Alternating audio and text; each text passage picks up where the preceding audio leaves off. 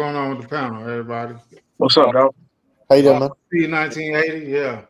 What's going on, man? You've been an inspiration to me, my bro. You know. Hey, I appreciate it, man. I ain't nobody. Hey, how's it going, everybody? What's up, dog? How you doing, man? What's up, man? If I could, I wanted to speak on what you was talking about, Fifth, with you know how you seen enough with Dak. I made a video the other day, and it was like I see some of these Cowboy fans, I call them Dak fan Slurpees. And it's like they can critique every position on the team. They can critique the coaches on the team. They can critique them to the point where they can say they're good or bad and get them off the team. But they don't do that about Dak. And I'm like, how can you criticize almost every player? They could criticize the water boy.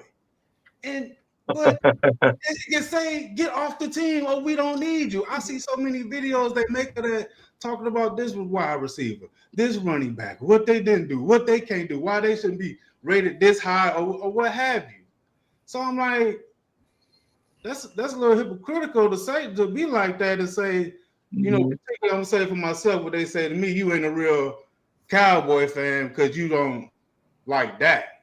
But you don't like other players on the team and you're not a hater or you should trade teams or root for another team.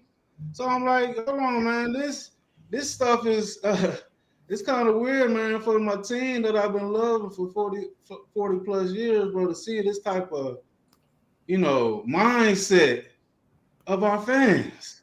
So where we at? Yeah, Because it's been so many years, man. That's what it is. And a lot of these fans, salute to everybody on the panel. Salute to everybody. I mean, I'm gonna be real quick. I don't like to hold it. I like to listen to y'all chop it up.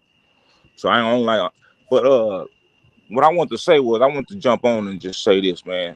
I've been a Cowboy fan since I was 8 years old, man. I was born in '81.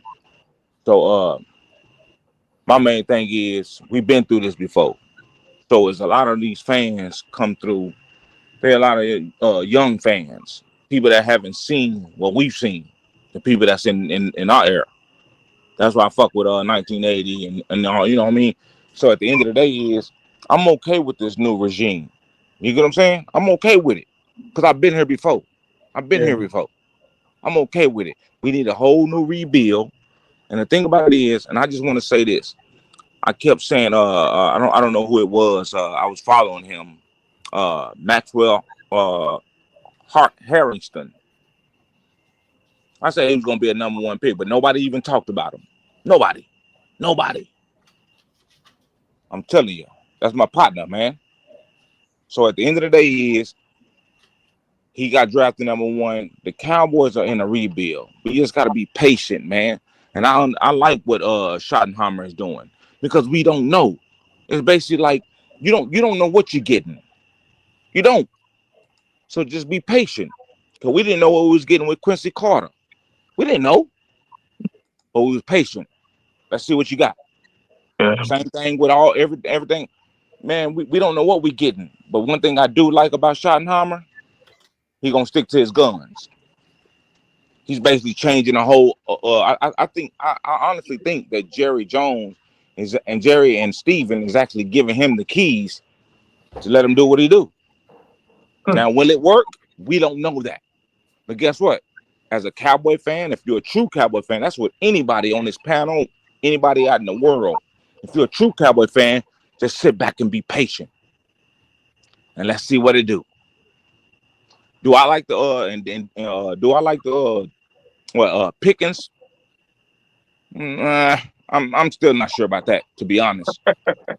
I'm really not sure about that. Is he a good receiver? Of course he is. Never gonna take that away from him. But will it mix with Dak in them? Because you gotta think Dak is what? He's 31. He'd be 32. What is he 31 or is he about to be 31? He's 31. He'll be 32 in July. Yep. So Dak, even though Dak is at the end of his prime, because you know you in your prime, you start your prime at 25, 26. You're in the middle of your prime at 27, 28. When you get to 31, you kind of basically at the back end, but you're really not. You ain't at your back end because Dak got about 2 more years. At 34, that's when everything start hurting. You wake up in the morning and everything start hurting. You be like, damn, what the hell I do last night? And you don't even remember. But anyway, that's another story. But the thing about it is we got to keep Dak upright. He's our quarterback, so accept him. I know everybody don't like Dak. It's a split down the middle. But Dak, I think Dak is and I've been saying this for years. I've been telling my wife this because Dak is a good quarterback. It's like, I don't know why he sweats so much in the playoffs. I never understood that. Why are you sweating so much, bruh?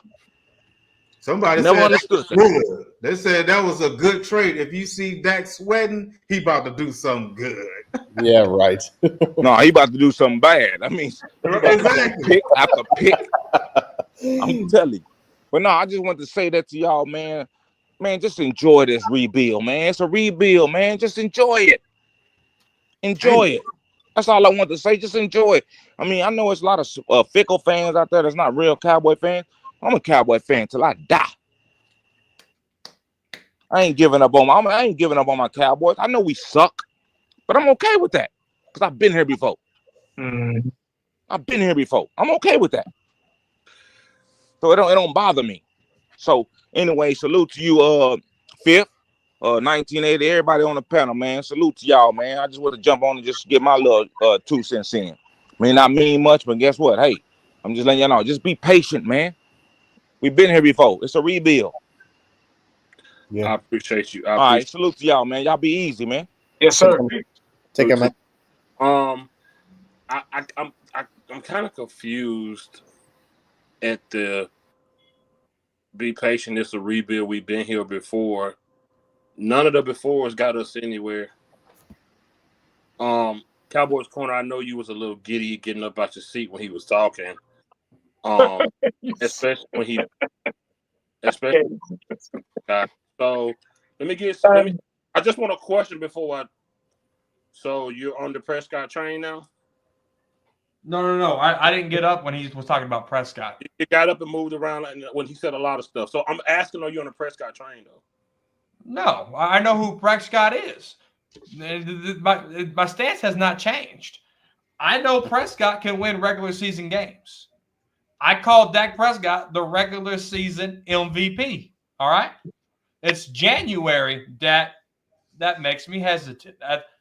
The year that you were praising Dak, I said I like Dak from arm's length. From arm's length because I can't trust him. I knew January was coming.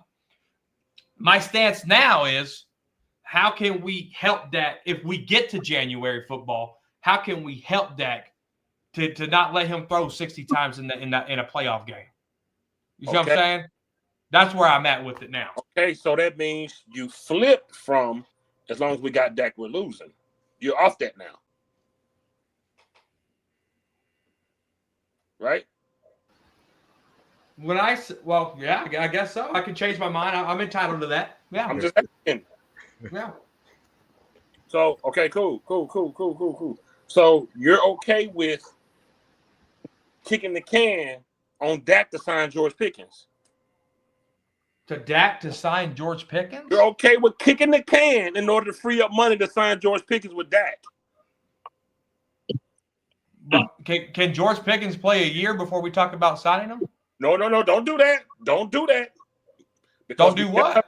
I just had you and Junkie on my live, and you said you was okay, but I'm just trying to see if you're going to say the same thing you said 2 lives ago when Junkie was here.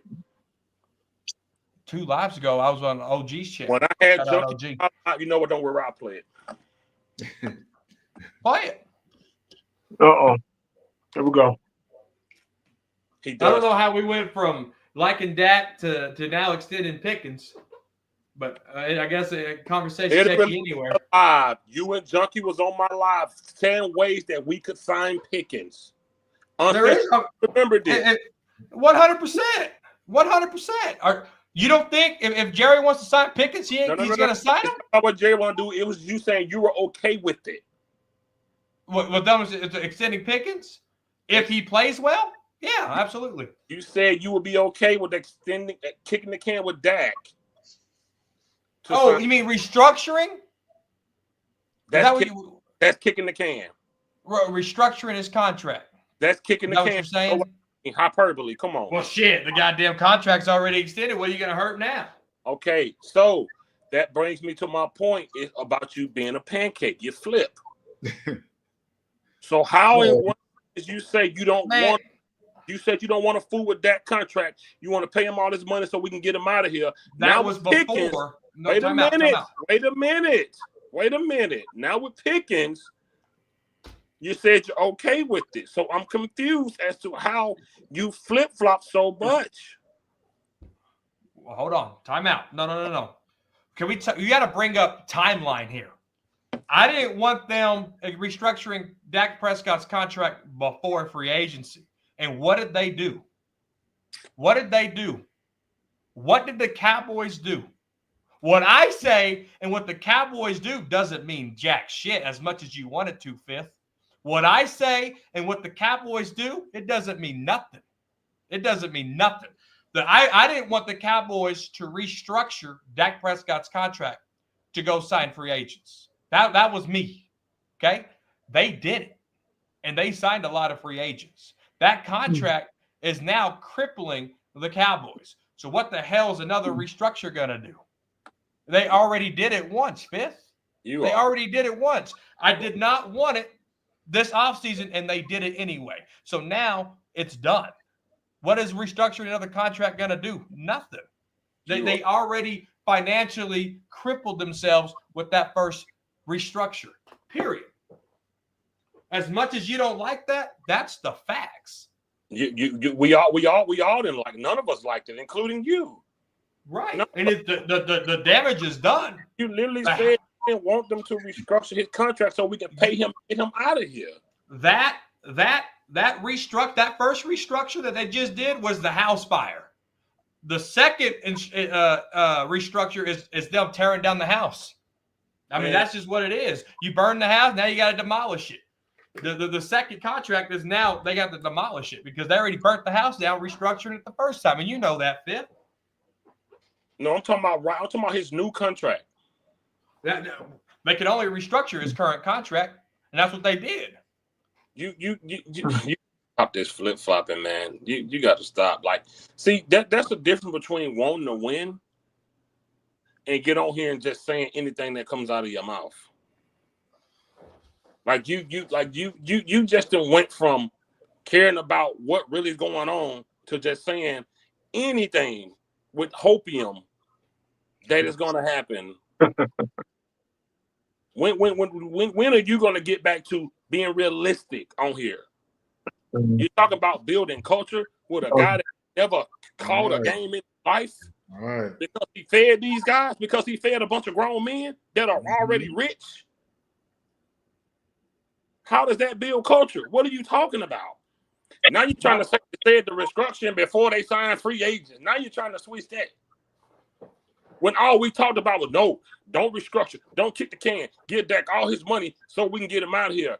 And we went from, hey man, as long as we got Dak, we gonna suck. 2 months ago on Junkie Channel, hey dog, what has Dak done that Romo didn't do? I hate to break it to you, Dak has always had enough talent. Now is what we can do for Dak in January. The same thing we done for Dak every other January. Gave him the talent he needed. And what did he do with it?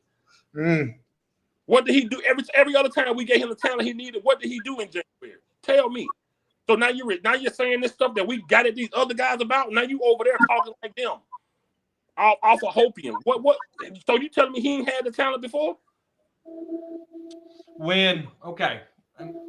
This is easy. This is simple. Okay.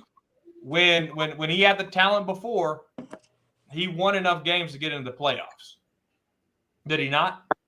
I'm not talking. What did he do in the playoffs? That's what I'm talking about. In January. Right. So he obviously has a losing playoff record.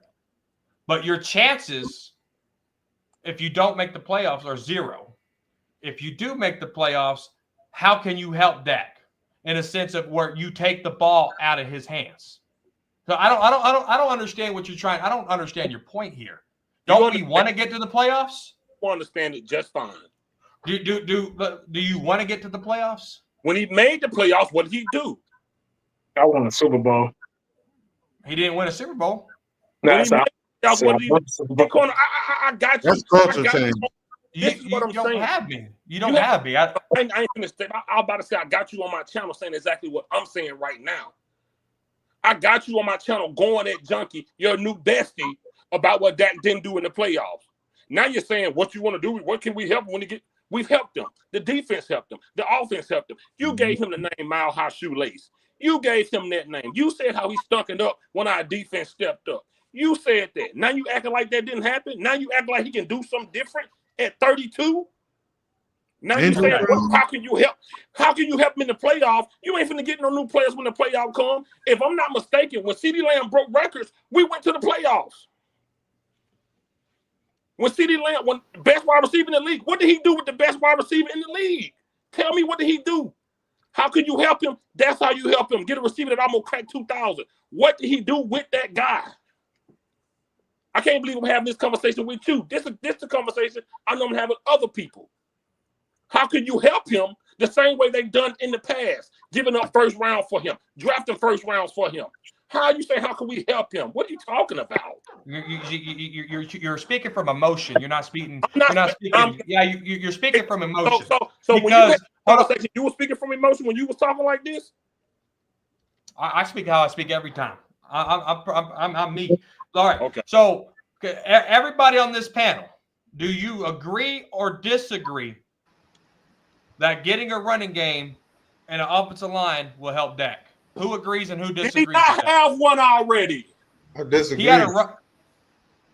You disagree that a running game would help Dak? It'll help him in the regular season. We've had this. We've had this. We had Zeke and Pollard at their best. It'll help him in spots, but I don't think it'll help him, but it's not going to change the. If you give me an offensive line and a running back where I don't have to do anything, of course, naturally, it's going to help me. Naturally. It'll help anybody. But I think the point that Fitz is trying to make is we've seen this song and we've heard this song and dance before. Yeah. He's had weapons before. We've had the best offense before. I think 2014, 2016, anywhere from you can say 2014 to maybe 2017, 18. We probably had one of the best offensive teams, the best offensive line in the NFL, arguably. We've had that. We've not knocked on the door, but our talent was supposed to knock on the door, but they didn't. Dak Prescott is going to be Dak Prescott, regardless. We've seen this song, we've heard this song and dance. This is crazy. I think once again, there's that word again. See, I don't say culture anymore. I say results. It's results. We're all looking for results, and we haven't gotten that. So how is Shotty with his resume and Dak and his resume, and along with others on this team and their resumes and the coaching staff or on the field, how are they supposed to get us over that hump? That's what we're all waiting for. I know it's going to take time. We got we're in the I think season still. We're in a developmental process, rebuilding process. We're an expansion team. We're starting from scratch. I think we need to pump our brakes and let it happen naturally. Just happen naturally. And I don't think I just don't see Dak Prescott being, and I'm not saying you're saying this, I'm just saying period, being older, being injury prone. I just don't see it. I just don't see it. I just don't. No, and trust me, y'all are preaching to the choir, right? Y'all are preaching to the choir. Whenever I said, what will do this? What will help Dak? Just 48 hours ago, 72 hours ago, Uncensored said a running game, an offensive line, and a defense that can stop the run. That's what we need. So how can we get that for Dak? Everybody could acknowledge this. Uncensored said it 72 hours ago. So we had a better team. We had a better team with better talent, with all those things you just said back, back in those years I just named. So starting from scratch with a couple of weapons, maybe here and there, just a couple. I can count on one hand how many good players are on the offensive side of the ball. How is that supposed to? You get what I'm saying? You get where I'm going?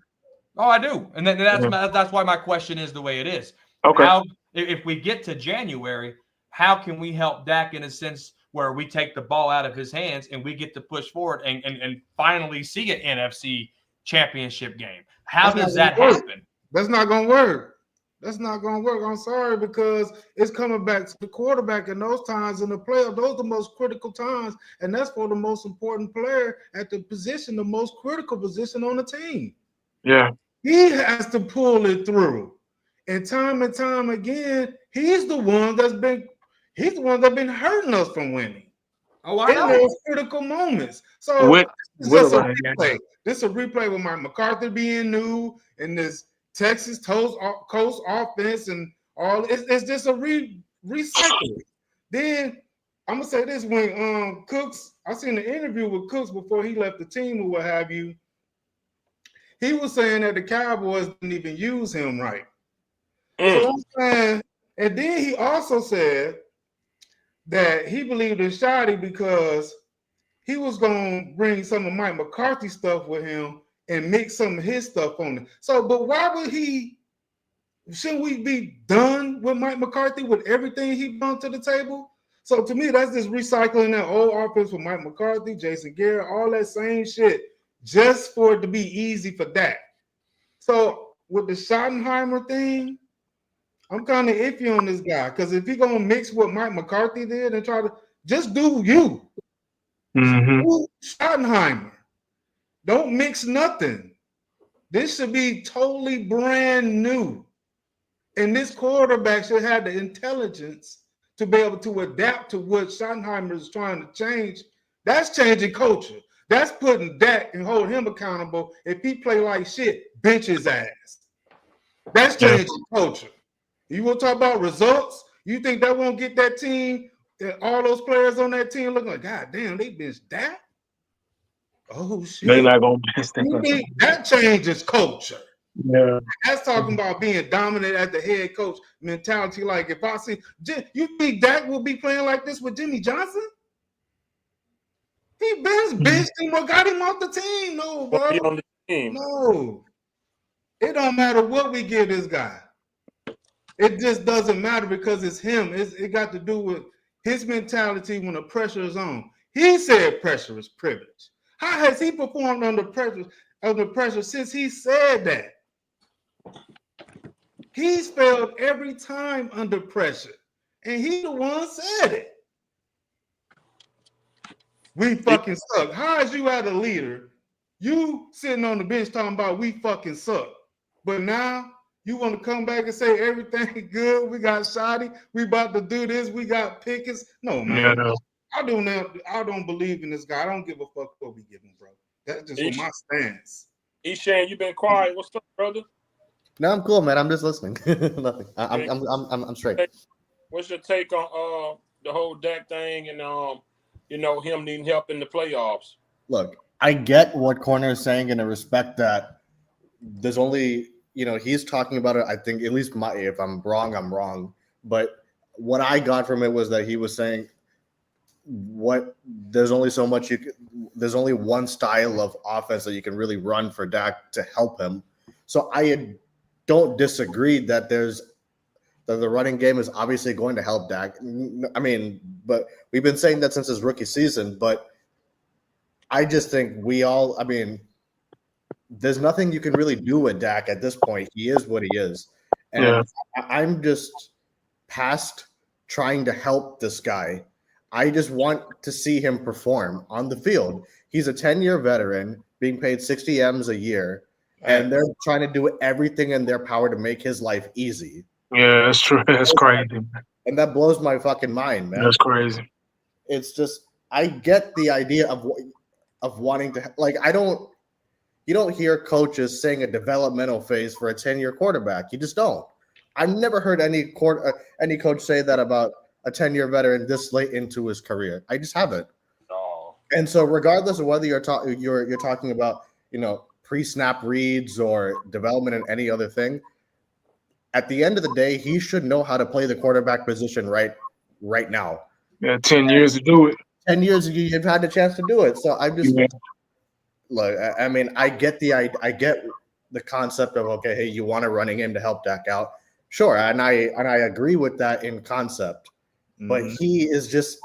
I just don't see us getting it done with him. That's just kind of where I am with it. And I mean, we're all preaching to the choir on this. I think on this thing, it's just, man, we're that guy, that contract, man, has hampered us fucking big time. Yes, yeah, that's a big blow, man. When they gave him that money, man, I was like, oh, come on.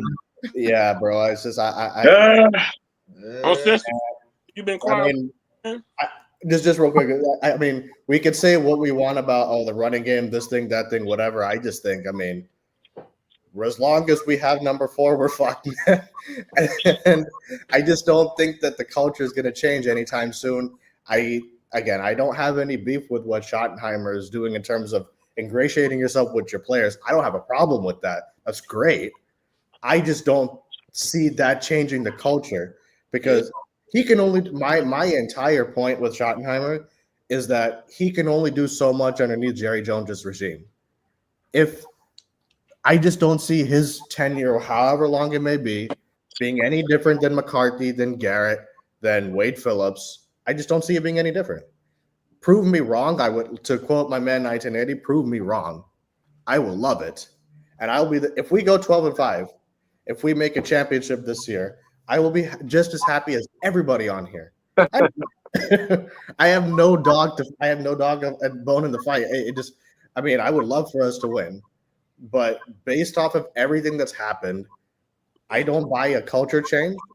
And if it ends up manifesting on the field, fantastic.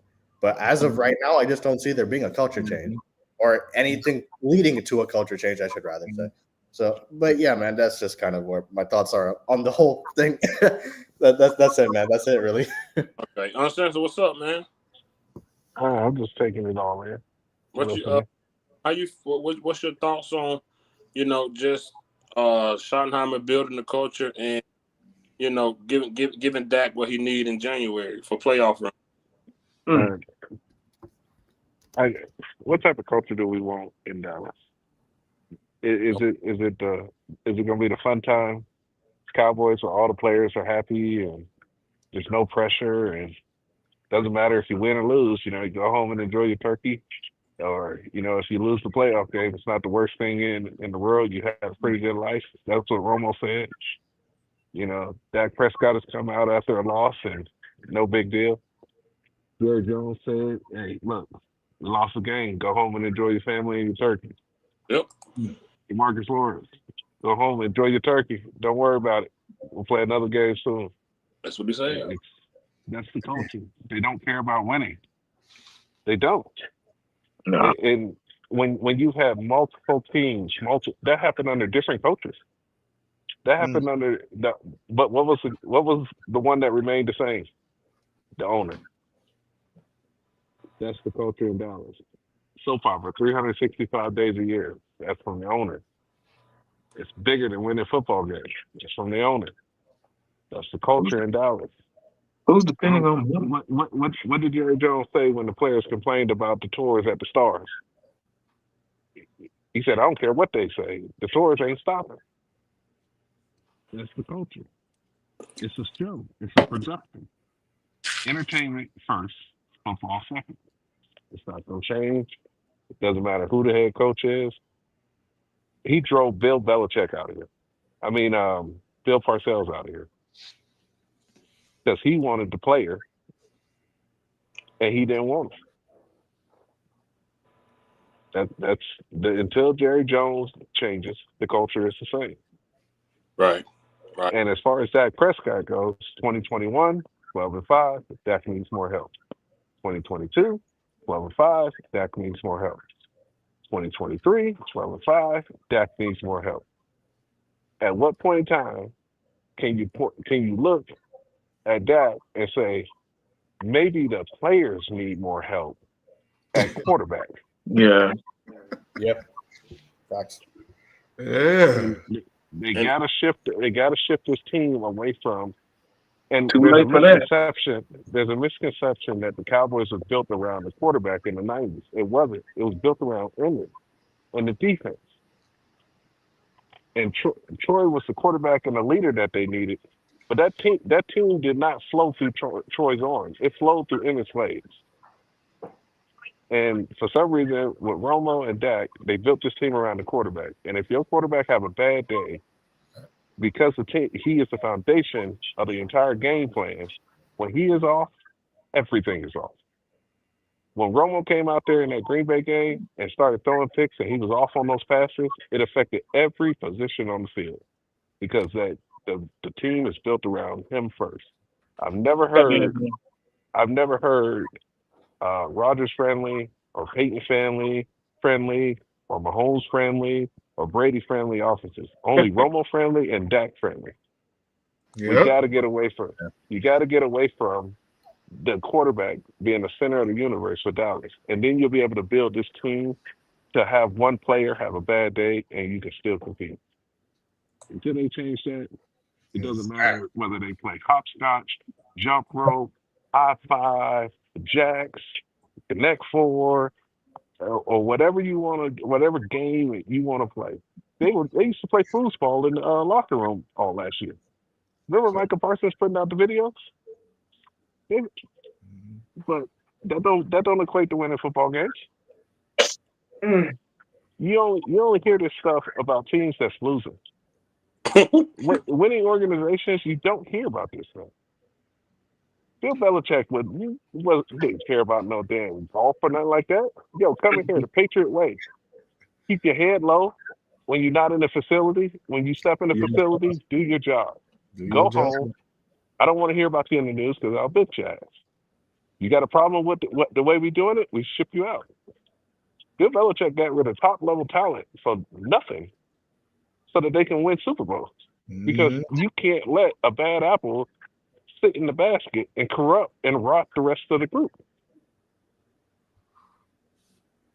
It won't. It's not going to change because the biggest, most rotten apple is the tree. Jerry Jones is the tree. Right. And you're not gonna win anything else until he changes. It's not gonna happen. I mean, they paid the man $50 million to do a Netflix special. Yeah. I think see, here's the thing. We've had these debates, and like I said, it's not.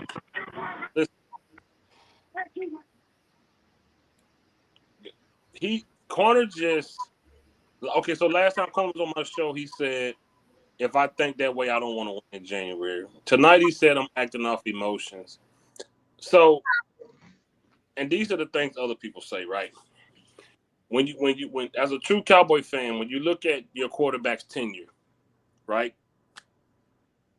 You can literally go through any coach or any player, and every single one between that tenure is gone. Name any coach, name any player. They're not here anymore. He's the common denominator. That I mean, you can go from probably the water boy. They're all gone. Everybody's gone. This guy's still here, and he's still a big contributing factor to why we lose because he can't do it when the lights are bright. So that's why, and I don't even have to explain this to him because he was this way. That's why I am the way I am because that guy right there will never lead us to the promised land of a Super Bowl. Cowboy Nation is so bad that we just be excited for the playoffs. They don't allow you to just skip to the Super Bowl. They say, well, you got to get to the playoffs first. Well, obviously that goes hand in hand. So if I'm talking about the Super Bowl, obviously you got to get to the playoffs. Oh my God! You see how you see his reaction? They don't like that type of talk because they talk about baby steps because that's how bad this team is, and they so scared that the word Super Bowl just terrifies them. And it was like, well, you got to win playoff games first. You win one this year, maybe you win another one next year. That's the same. And see, he's been poisoned. He's been poisoned because he talked just like Chunky talked. Oh man, we got to get to the playoff before we get to the Super Bowl. We've gotten there. We've gotten there. Oh, junkie. Junkie said on my channel and said Dak retired Tom Brady. Man, please. Yep. He said on my channel that Dak retired Brady. That's how they talk when it comes to this guy. So obviously, if I'm talking about winning a Super Bowl, I'm obviously talking about playoff games because they go hand in hand. Mm-hmm. If I say I got my girl pregnant, obviously we did the nasty. We clearly did the nasty if I got her pregnant. So when I say playoff, you gotta win playoff game for a Super Bowl. Come on, man. That's all in together. But we lose so much and we're so scared that we just want to talk about, oh, can we at least get to the playoffs? How we gonna help Dak? You tell me how we're gonna help Dak. You tell me. Ask his ass. Ask Dak. Right.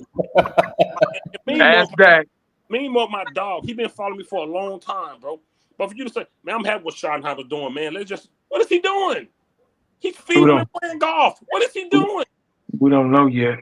But this is where we're at. This is what Cowboy Nation do. We lose so much that they don't even understand the mediocrity that Jerry has instilled in us to accept. You lose so much that the smallest little thing that looks slightly different makes you feel good. You ever had a girlfriend and you know she over you, she don't really say much to you in the house, and she finally say something, you just get super happy. I mean, and she been. That's how it is with Cowboys. We lose so much that any little things excite this organization. And to go back to your point about Dan Quinn, yeah, you was right about Dan Quinn, but you can't compare that to my feeling about Schottenheimer. Dan Quinn had already accomplished something in Seattle. He accomplished something in Atlanta. So you can't compare my thoughts, how I felt about Dan Quinn to Schottenheimer. Schottenheimer didn't never put a sunvisor on his head and win a Super Bowl with Dak. You know how stupid that is to say? You said you're going to win a Super Bowl with Dak, so now you're saying he's still in developmental? What? So you can't. Yeah, I was wrong about Dan Quinn. I admitted that on my channel. I said he turned his defense around eventually. I did. It's on video. I changed my mind about Dan Quinn. It's literally on video. We were live. I remember. Literally, he know that. He brushed over his wrongs. But anyways, so you can't compare what I said about Schottenheimer, who's done nothing. Like you said, when we got Tavon Austin over Ryan Switzer, who's done nothing in the league. Why do we trade him? He's done nothing. That's how I feel about Schottenheimer. He's done nothing. Nothing. So your point about Dan Quinn, who was already winning at the highest level, who lost to the GOAT in Tom Brady, yeah, I changed my mind about him because he showed me something different. And when he left, it showed. He turned his defense around.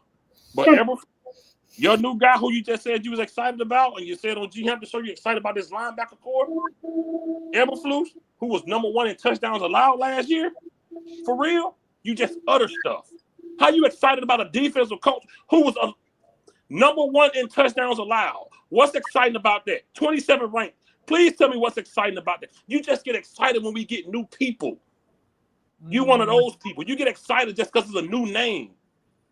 Eberflus ain't did nothing. He was that good, he'd have still been in Chicago. Yes, he would have. He was that good, he'd have still been a head coach. He would have never left Indianapolis. But you know what? When the good players go and you don't got to work as hard, your true talent show. And that's what happened to him. That's what's happened to him. That's exactly what happened to him. Mm-hmm. So you excited for nothing. You be over giddy just about new names. You excited about Schottenheimer and Eberflus. A guy that never called nothing, and a guy that got fired on Thanksgiving. You need to slow down. In 1980 words, pump your brakes. Slow down. You get too happy about nothing. We ain't seen nothing from Eberflus in this defense. Nothing. We ain't played it down yet. You just, this linebacker core about to be fired. I saw you on G-Hemp there talking all that crazy stuff. It was so ridiculous. Let me bring OG in here, man. Oh, good Lord. I got something to say.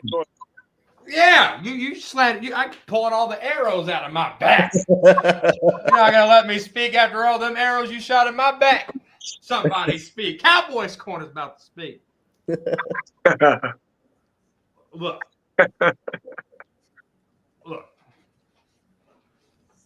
If this works, I look like a genius. If this doesn't work, Man, I will never, ever have you guys let it up. Remember 2025 season? Cowboys corner this, Cowboys corner that. I can go off of what I'm seeing now from Schottenheimer. And when I brought up Dan Quinn, I brought up my perspective from Dan Quinn. You just told on yourselves with all this. I admitted Dan Quinn. I never said you were wrong or right about Dan Quinn. I brought up Dan Quinn about the example of Schottenheimer to Dan Quinn, and wow, I viewed it. See, that's why you got a little emotional. You thought I was talking about you, and that's okay. I wasn't talking about you. You brought me up. No, I didn't. No, I didn't. You said Fifth, you weren't on the Dan Quinn, and yes, you did. No, I don't remember that. you did. You did. Okay. Thank you. Yes, you did. Golly, that is funny. Did I? I said that. You Yes, did. you brought me up. Yeah, you did. Okay, You I don't did, remember. corner. Okay, Thank my you, bad. y'all. My bad. Don't All right. forget the bad stuff. My bad. So anyway, back at the task at hand. It's not about. Oh no. How could I say this? Okay, Eberflus. You brought up Eber. You said a lot of stuff. I was pulling arrows out of my back, but I can't cover all of what you said. I need to do a talking crazy tomorrow, so I can get the damn floor and do 10-minute rants. Anyway, Eberflus, he ain't just a guy. He was a linebackers coach for the Cowboys in 2017 under Rod Marinelli.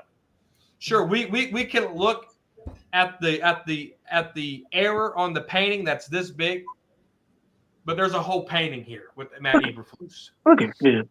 We keep talking about him as a head coach in Chicago. He took over that defense late before he got fired. I think he was running that defense like 3 weeks before he got fired. And I read somewhere that and I don't know this, I shouldn't even say it, but I'm going to say it, that the defense kind of got better statistically. Maybe it was just a bolt of energy because their defensive coordinator got fired. Matt Eberflus took it over, whatever. But the bigger picture of this is when he was a successful defensive coordinator, he was with the Colts. He was so successful, it got him promoted to a head coach spot. And so sometimes as a head coach, you're not very good, and that's okay. You cannot be a good head coach, but be a really good defensive coordinator. Sometimes it just takes a hiring and a firing to realize that. I.e., Dan Quinn took a rookie quarterback to an NFC Championship game, right? And he wasn't that good of a head coach at Atlanta. Yes, he was.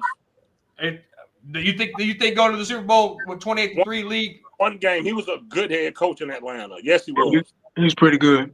He was good. He was a good players coach. He was a good players coach.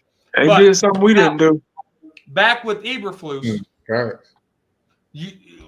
We just can, when we talk about Eberflus, sure, we could talk about Chicago, but you can't leave out the success that he had with the Colts.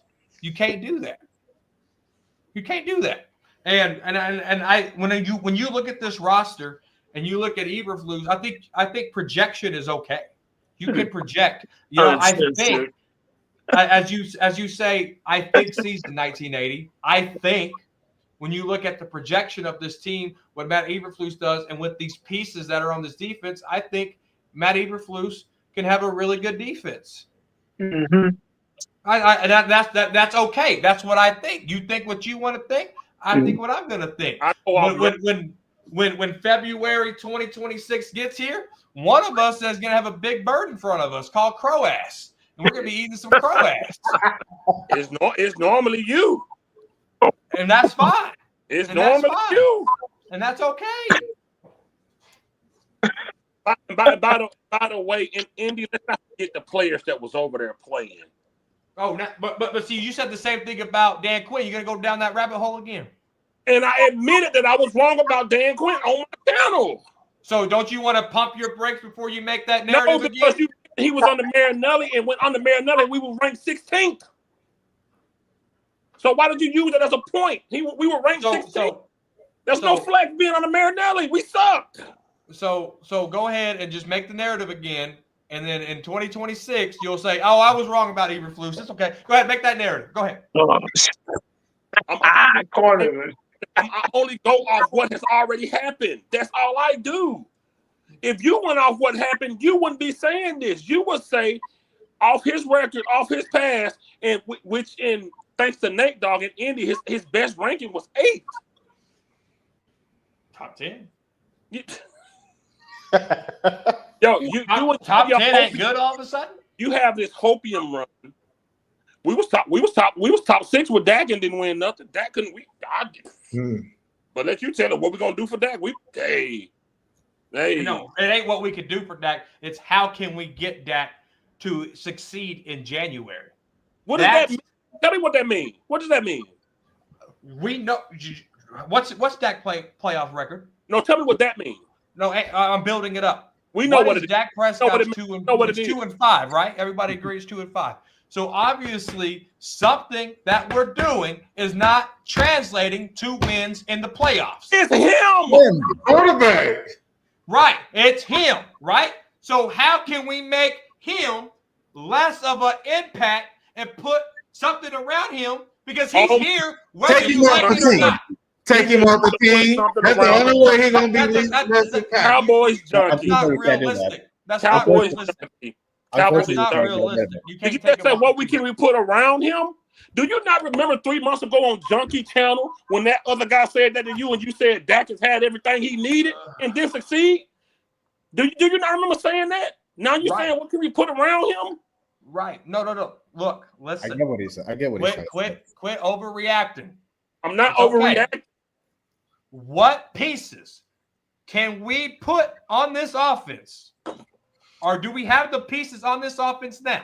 If we get to January, how can we win in January? We all want to win, do we not? So this is a new real question. That you're not going to get one. Sorry, you have to work with what you got. But how do you know that? How can you get that? If you're getting the same result, then it's insanity, right? So how can you change it up for Dak to get him to get us to the promised land? No one can answer it. Everyone's just going to be quiet. We've done everything. Obviously, we haven't because we haven't got there yet. Hey, what? No. Hold on. Oh my God.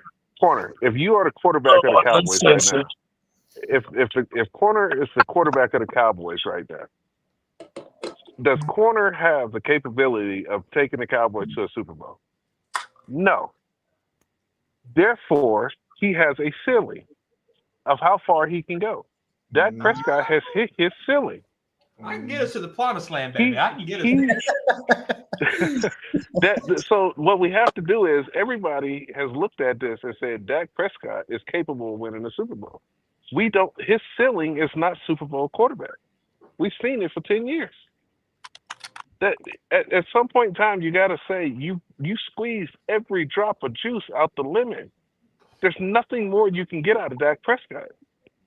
Dak Prescott is 17 games. That is what you're going to get. When you get to the 18th, you're dealing with slush. There's no more juice there. People keep saying, what can you do to get Dak Prescott over the hump? Dak Prescott is the hump. The team is trying to get over him. Mm-hmm. He's in the way.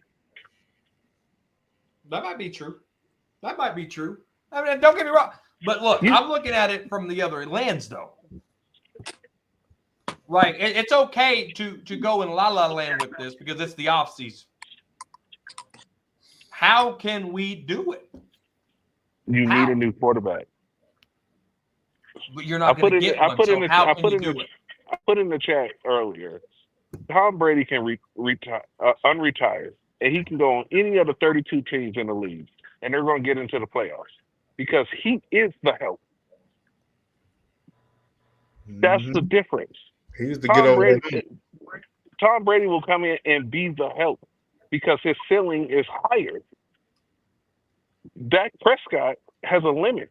You know who needs help? Tyler Smith. You know who needs help? CeeDee Lamb. You know who needs help? Micah Parsons. You know who needs help? Osa Digizua, yo boy. You know who else needs help? Overshawn.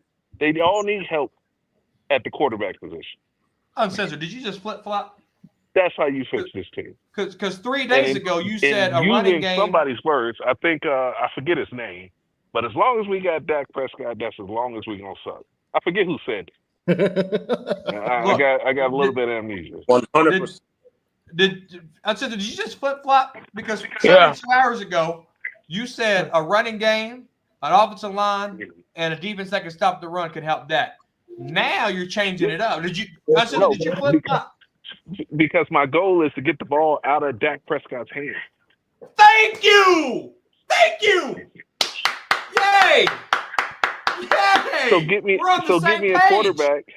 So get me a quarterback that when I do need to throw the ball, it's not Dak Prescott's hands. I don't want Dak Prescott to throw one pass in a playoff game. Not one pass. I can agree with that. Eshawn, can you look up for me how many passes Dak Prescott threw before he threw an interception against Green Bay? What, like 15? Something like that off the top of my head. About 10 or under. Well, he threw it in the first quarter, so it had to be 5 or 6 passes. It couldn't have been that many. It wasn't that many. I think I don't even know. It was the second drive. I think yeah, and they went 3 and out the first one. Yeah, I think it was like 3-4 passes. It'll be. I don't want Dak Prescott to throw one pass. You can sub him out. You can sub him out after January. So a running game will help Dak in January. Is that what you're saying?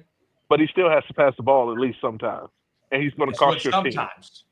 A running game will help Dak in the season. He's going to cost your team. If he throws the ball 5 to 10 times in a playoff game, he's going to give up one pick. That's history for him. Is there a stat? I didn't watch the Super Bowl. I probably watched one series in the Super Bowl. Is there a stat?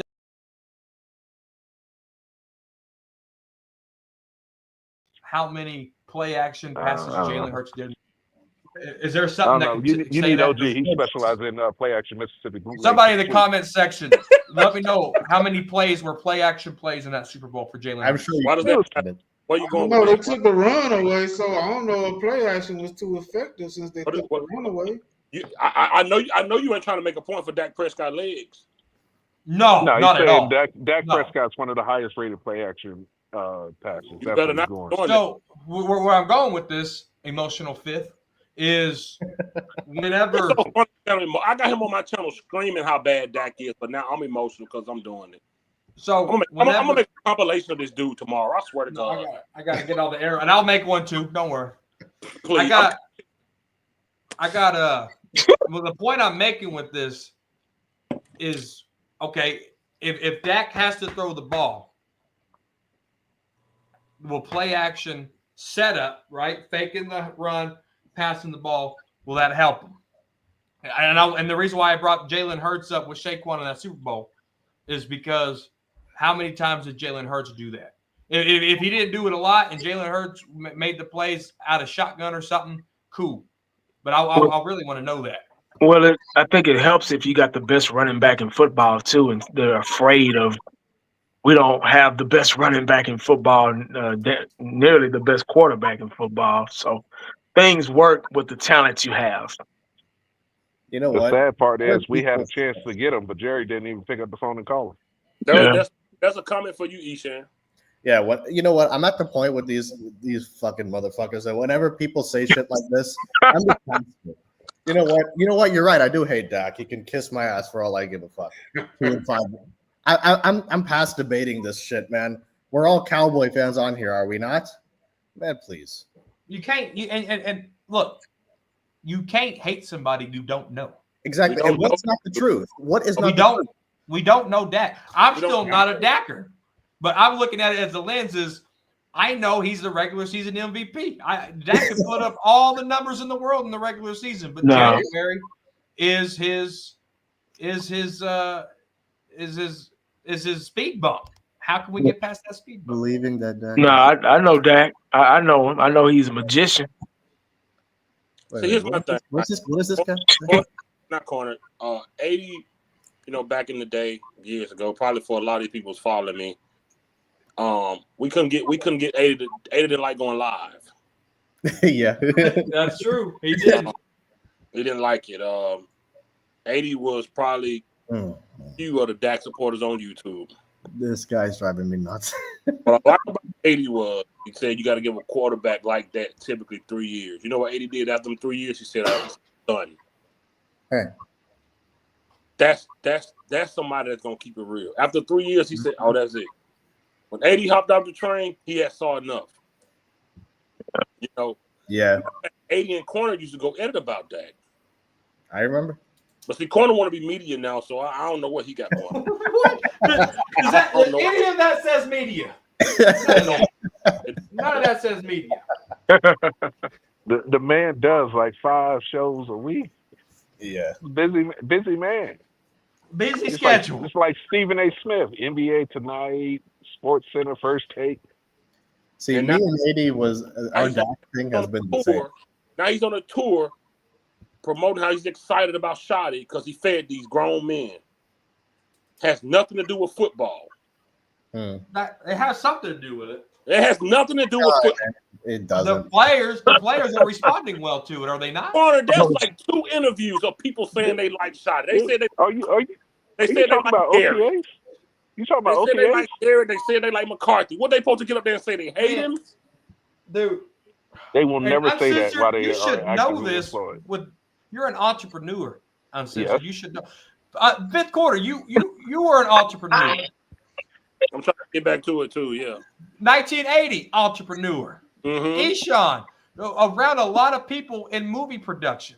I don't know what OG does over here with the Roy Williams and the Quincy Carter jersey. I don't know what he does, but we know that there's chemistry building. Chemistry building leads to culture building. It ties hand in hand. And if you're a business owner, if you've done anything in management, if you've done anything in player development, or not player development, in business development and training individuals, you should know that this is the foundation on how you started. Okay. Let me take this. I also want to know. Okay, so let's go back to when I was doing it. Okay, 2016 to 2019, I had 3 semis. I had a contract with Tyson Food. I remember that. Yeah, my drivers were cool. When I met them, I didn't care. Can you work? What's your work history? Cool. When they performed, I did driver appreciation by giving them a day off and taking them out to eat. After they performed, after them driving, showing me they were consistent, showing me that they weren't always calling, "Oh, boss, I can't do that load today." Whoop de whoop. But to show me that they were willing to drive and make the company money, pay the truck. You know what I also did? Hey man, I tell y'all what, work for me 3 years. After 3 years, I'll sign this truck over to you because you off with your work. I'll sign it over to you. I did that, but they had to show me that they were ready to perform and work first. And when they did that, I took driver appreciation. Hey, y'all don't worry about them loads today. Meet me at Buffalo Wild Wings. I'm feeding y'all today. I did that. After they showed me that they could work and do the job. But when I met them, I didn't care about that. I want to know their MVR, how many jobs they had, what they DAG, what their PSP looked like. Did they have any accidents? I wanted to know, could they perform how they needed to for me by checking their record? That's what I wanted to know. I didn't care nothing about personal. I cared about business. I cared about what they CDL showed. That's all I cared about. And after they showed me they can perform, I treated them bonuses, safety bonuses, and all that. But beforehand, I didn't care. Yeah. Ooh, okay, hold on. You wanted to know their background. You wanted to get to know them, right? No, before I didn't. you awarded I them. didn't. That's personal. I want to know what they CDL said when I ran the PSP. Qualifications. I want to know I want to know their qualification at that position as a driver. Not their personal life, not what they did at home. The steering wheel holder, what did they do previous? That's what I wanted to know. Nothing else. I didn't care. I didn't care about their home life. I think that ties into a little bit of what Schottenheimer's doing. No, it don't. Two things. No, it don't. Yeah, it does. Two things. Yeah, I have never heard of an employee being hired and then given a party or a corporate event before they even checked in for work the first time. And two, if you can have all the team building exercises you want, if you don't train correctly, none of those team building exercises matter when it comes to the work. It is about production first, and then rewards and adulation second. Hey, That everybody is how grown it on goes. everybody grown on here, right? For sure. Yeah. I'm just trying to figure out who this jabroni is in the comment section. No, Talking no, about no. move on.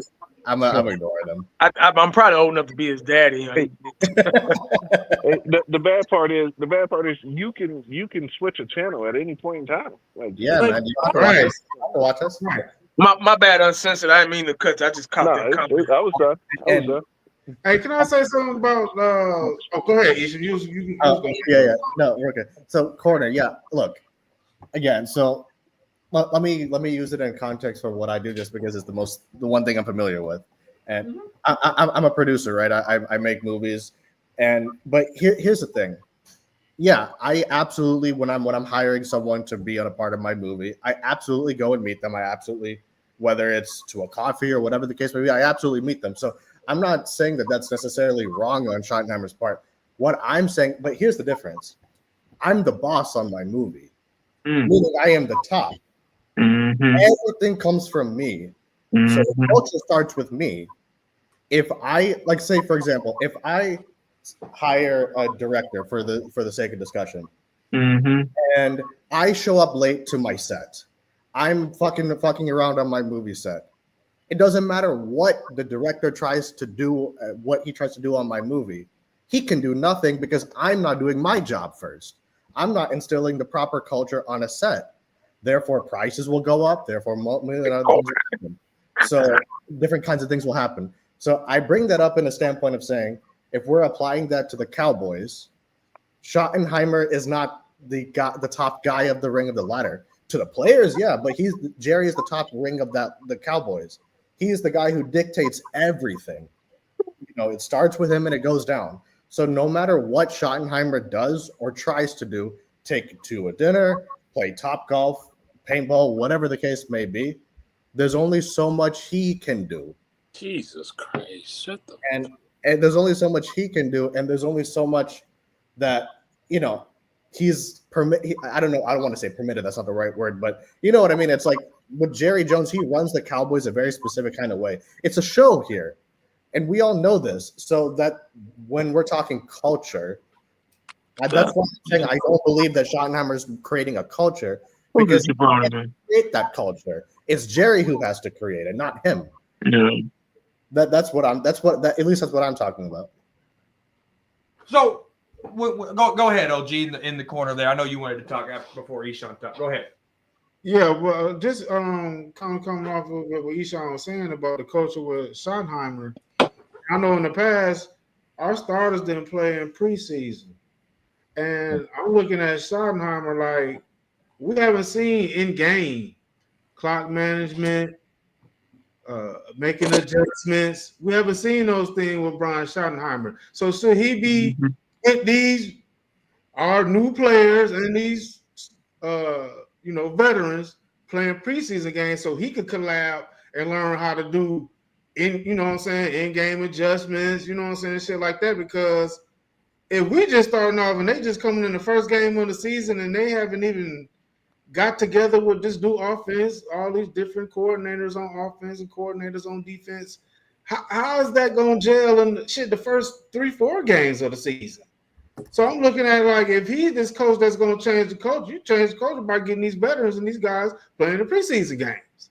Get that rhythm going. See what the play calling, what Schottenheimer can do. He didn't call plays when he was offensive coordinator here, did he? No. Okay, so he need come on, man. Right, Yeah. and that's the whole point. And that's the whole point. So he didn't call plays. So how much interaction did he have with his players? His now players. If he didn't have players when he was the sitting offensive coordinator learning under Mike McCarthy, right? So now that he has this head coach position, do the players know Brian Schottenheimer? Does Brian Schottenheimer know his players?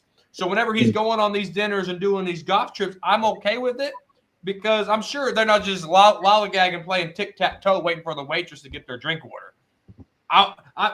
That'd be a waste of time on Schottenheimer's part. How does that translate to him being the end game? Well, hold on. I'm almost there. I promise, OG.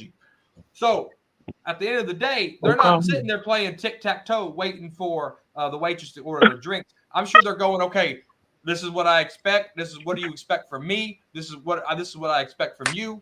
Yada yada yada yada yada. Yo, y'all So that- dude off my channel, bro. Delete this dude, bro. Go ahead, Corner. Okay. And Yeah, so you that, crazy. that's why this matters to me, is because he was a sitting offensive coordinator. He didn't do much. Maybe he helped with game planning and stuff. And I bet he didn't even interact with the defense side of the ball. If you notice, he's going on dinners with Micah Parsons, Donovan Ezeraku. He's interacting with his defense a little more because he don't know these guys. That helps when the meeting rooms. That helps set expectations. That helps set. This is what I need from you. This is what you need from me. That's why I'm okay with this. Now, maybe that's not happening. Maybe they are playing tic-tac-toe, waiting for the waitress to get their drink order.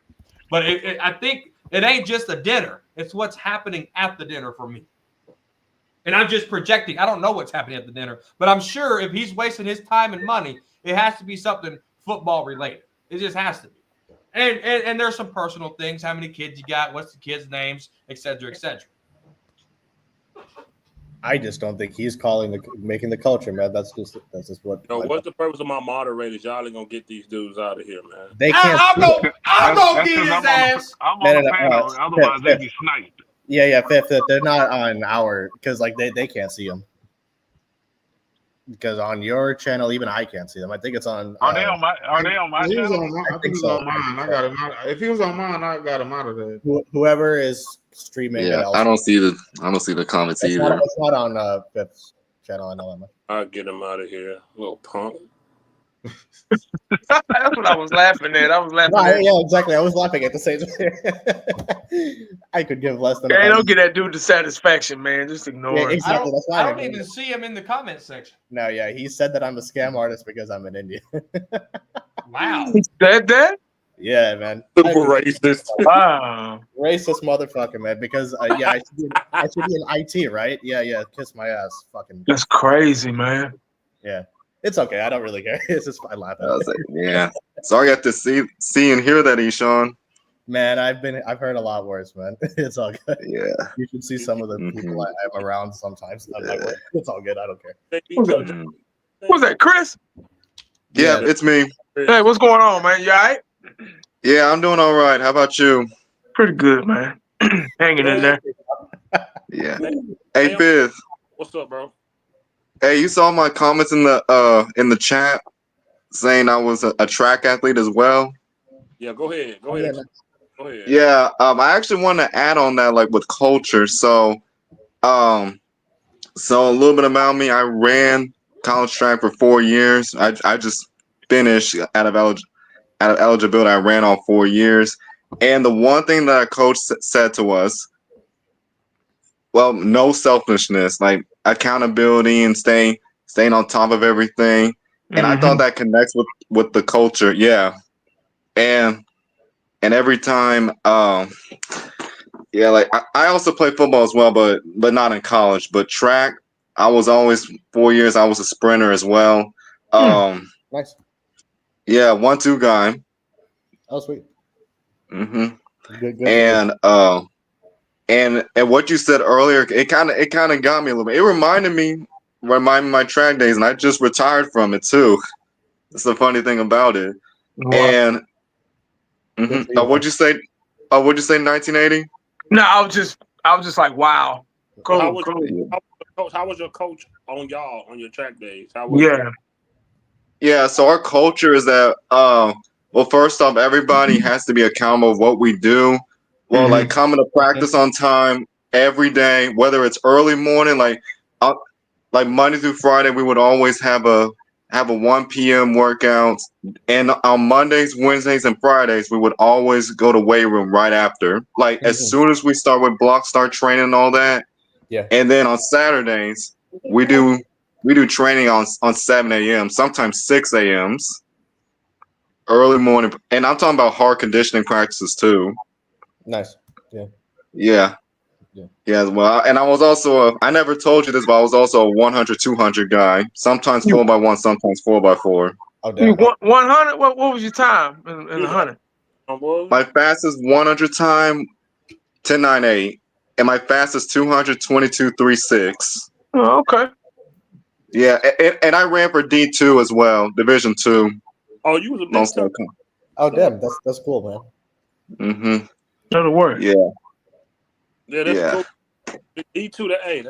That's pretty big, man. Here's my thing, man. Like, listen, I'm like everybody else, bro. We ain't got this channel to come up here and want this team to lose. I got Man. 6, 7 judges, man. I got, and I ain't really got nothing, nothing new. I got the Dez, I got the McLean. I got a man. We want these guys to win, man. But I speak from We all passion. grew up in it. Yeah. And I'm gonna get happy because Schottenheimer is doing something in the offseason that's unrelated to football. I don't care about his personal relationship with Michael or CD. I care about how you assess them as a coach. When CD is pounding on the sideline, are you gonna be a coach and tell him, chill out? Because we seen what CD do on the sideline when he get frustrated. Yeah. Are you gonna keep him accountable when they late for practice? When they pound Michael Parsons leave the field before the game over? Leave his ass on the target. Walks it off from the field. That's no respect for your coach. Even my track coach will get mad at my players. Get mad at my teammates for being late. I couldn't walk away from my pops when he was talking to me. I had to stand there and listen. Hell yeah. Oh yeah. That's one thing. Otherwise, I couldn't do that. You feel what I'm saying? When you walk away from your dad or stepdad, like, man, trying to hit it, you ain't got no respect for him, and they ain't never demanded no respect. Yeah. And he's trying to get paid. You feel me? Like, leaving the field, that's almost as bad as Antonio Brown did. Yeah, he's trying to get paid. You stay there. You know what I'm saying? We don't.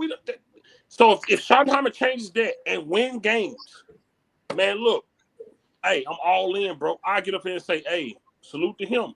First time he changed the culture for real. But this culture has been the same regardless of what, man, you can name players we had over the last 30 years that was good, man, that could have won something if he had the right pieces. But it's a show for Jerry. He lands his helicopters on the practice field. It's a show. Schottenheimer got this job because Mike McCarthy said no. They thought they was going to keep him. Yep. And he showed them. Schottenheimer said no. Jerry said, damn. And come on now. Let's not front corner out her. And you mentioned earlier, tried to act like the guy from the Jets. It was a Rooney Rule interview. Schottenheimer didn't interview better than him. He's a better coach than Schottenheimer. He's a better coach. He's a better coach. The Jets, that guy's a better coach than Schottenheimer. Robert Saleh, that's who it is. Robert Saleh. Oh, with the Jets, yeah. Rule interview, they was never going to hire him. Oh, I remember that. Yeah. They brought all the coaches in, man. Yeah, I remember that shit. Come on. Yeah. That was to throw us off the scent. They knew the hell. They knew what direction they were going in the beginning, man. They knew it. They just wanted to. They thought McCarthy was going to stay. Yeah. They thought McCarthy was going to stay. That's what it was, And like I say, man, I want to win just like everybody else. I want to stick it to everybody. I want to be on here brand. Absolutely. I want to do that too. But I'm going to act right now based off what we've already seen. And we've seen this dance before. So if Schottenheimer can come in here and kick the DJ out the way and play some different music, hey, you remember on 5 Heartbeats when Duck knocked that piano guy out the way and started playing? If Schottenheimer can knock that piano guy out the way and grab that mic and hit that Eddie Kane, cool, let's do it. Hey, man, go ahead. But right now, just going off what I've seen, I don't believe it. They got to show me something different because we've been here many times. Corner, you yourself said, you said Schottenheimer doing something we never seen. You said Mike McCarthy did something we never seen, 3 12-5s. You said that also. And look where we're at. We're right back here with nothing. Yeah. So that's why I say he got to show me. We've been here. We've been here with the dual threat receivers. We've been here with the dual threat running backs. And I can say our offensive line was better then. Yeah. Because these guys right here pretty much knew. I just saw today Tyler Guyton took accountability saying, I didn't play good last year. It's on Twitter right now. Corner like to say, I just be saying stuff without sources. It's on Twitter right now. So he said, I didn't play good. Out of his mouth, he said, I didn't play good last year. That's what he was talking about. Yeah, Tyler Guy said himself. He didn't play good. He Hmm. wanted better. So if he can step up, if that Kansas coach can get him better or whatever, Yeah. that's good for me. I can get on here and brag. I don't want to every week talking about how we stink it up. Let me read this super chat. Brian Schottenheimer is just another yes man for Jerry Jones, just like Mike Exactly. here. Wade Yes. Phillips out for Jerry yes man. I believe that too. Yeah. I believe that too. But I would like to say, being a yes man, you can still also win. And to another point, like and see corner, and not to knock you again, but when you mentioned what Eberflus did with that defense, Jason Garrett won Coach of the Year. We know he didn't deserve that. It was because of the team he had.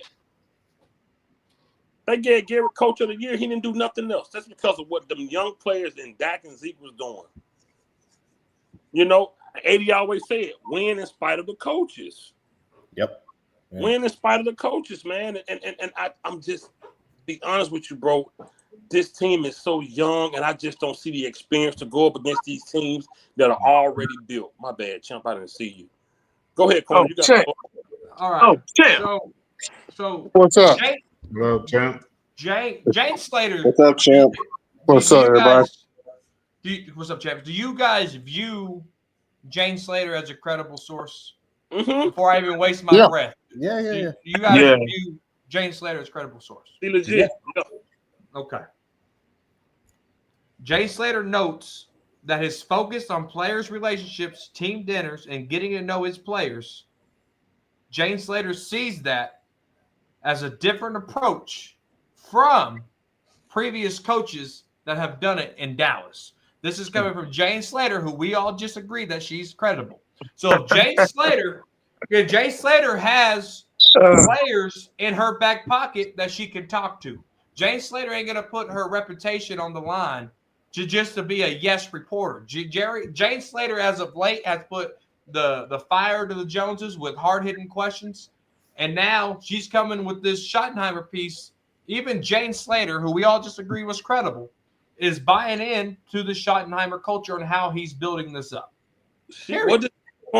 Listen, because she, first of all, I'm not going to say what I want to say because I don't want to sound like a sexist. She don't know shit. That's. I think she was in on that Dak fake injury too. We're reporting about that. All right, we just said she was credible now. We just said she was credible now. I just like. Well, I don't. Man, look here, man. 80, we're in trouble, man. To your point, man, I've been knowing y'all for over 10 years. I've been on this thing since I've been on YouTube off and on since 08, 07, 08. I done paraphrased everything that everybody has already that has said and saying now. So that's why I just kind of sit back in the cut and let y'all be heard. Yes, sir. My bad, 80. My bad. No, you good. You want to talk? My fault. I was just I know. Go ahead. OG, mute up. Go ahead. Go ahead. I didn't even see him. Regardless of who said what, once again, it goes back to you have to work for everything that you get. You have to work for it. Nothing's for free. Yeah, absolutely. It's a car, a house, at your job. You got to prove yourself. They're not going to give you at a normal job. We're all normal people. We're all middle class normal people. Yeah. Whether we work for somebody or we got our own business or you work. We work. We have to work. You have to work in order to eat, to feed your family, feed your kids. Mm-hmm. It's the American way. There's no getting around it. Hold on, let me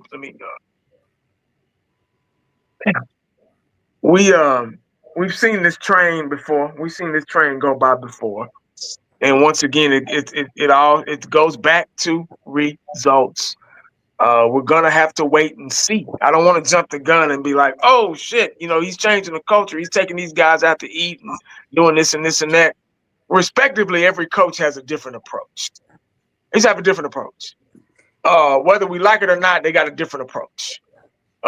Whether Corner agrees with them, whether Fifth agrees, whether I agree, or Eshan, or Uncensored, or Old School, or whatever, the Dallas Cowboys are going to do exactly what they want to do, in spite of our passion, our love for the game, for the Cowboys. Obviously, we've been knowing what's best for the Cowboys more than them for over 30 years. We're rebuilding. We're starting from scratch. I sound like a broken record. It is what it is. We just got to kind of wait and see. If this works, like Corner just said, if this works, good. I think that's what we all want. If it doesn't work, obviously we're gonna fry the pan. But Yeah. I'm done with so much. It blows my mind on how much that we hear about the Dallas Cowboys through the news, through wherever, and it's been the same for so long, and it all goes back to that word, results. That's what we're waiting on. That's what we need. We need results. We need results. I don't care if they think it's changing the culture in the I think season. I don't care. What I care about are Super Bowls. I don't care about playoff wins. I don't care about 12-5s. I don't care about any of those things. I'm here for Super Bowls. That's it. Nothing more, nothing less. That's what I'm here for. Yeah. I'm the fly on the wall, and I'm the spectator, and I can't wait to see what's going to happen. I can't wait to see if these going to McDonald's and all this shit is going to work. Yeah. So that's where I'm at. OG, what's up? What's happening, man? What's up, OG? What the fuck was OG, that? you there? Is there like a fucking bird in the background? Man, bird calling. OG.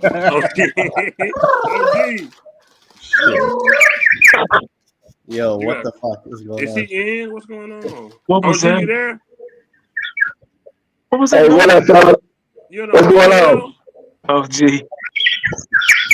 Yo, are you in a birdhouse or what? I got some new meditation. Well, look, you meditate your own time. I need your opinion on this team. What you need? What you need, fam? I just need to know what you think about Brian Schottenheimer and Dak Prescott making another playoff run. Why are we talking about that already? Because he's our quarterback and he's our head coach. He's not going. He may not even make it out of League One. Shit. They finna come and beat the hell out of Dak Prescott. Man, Dak Prescott been whipping ass for all of years and should have won that playoff NFC championship game.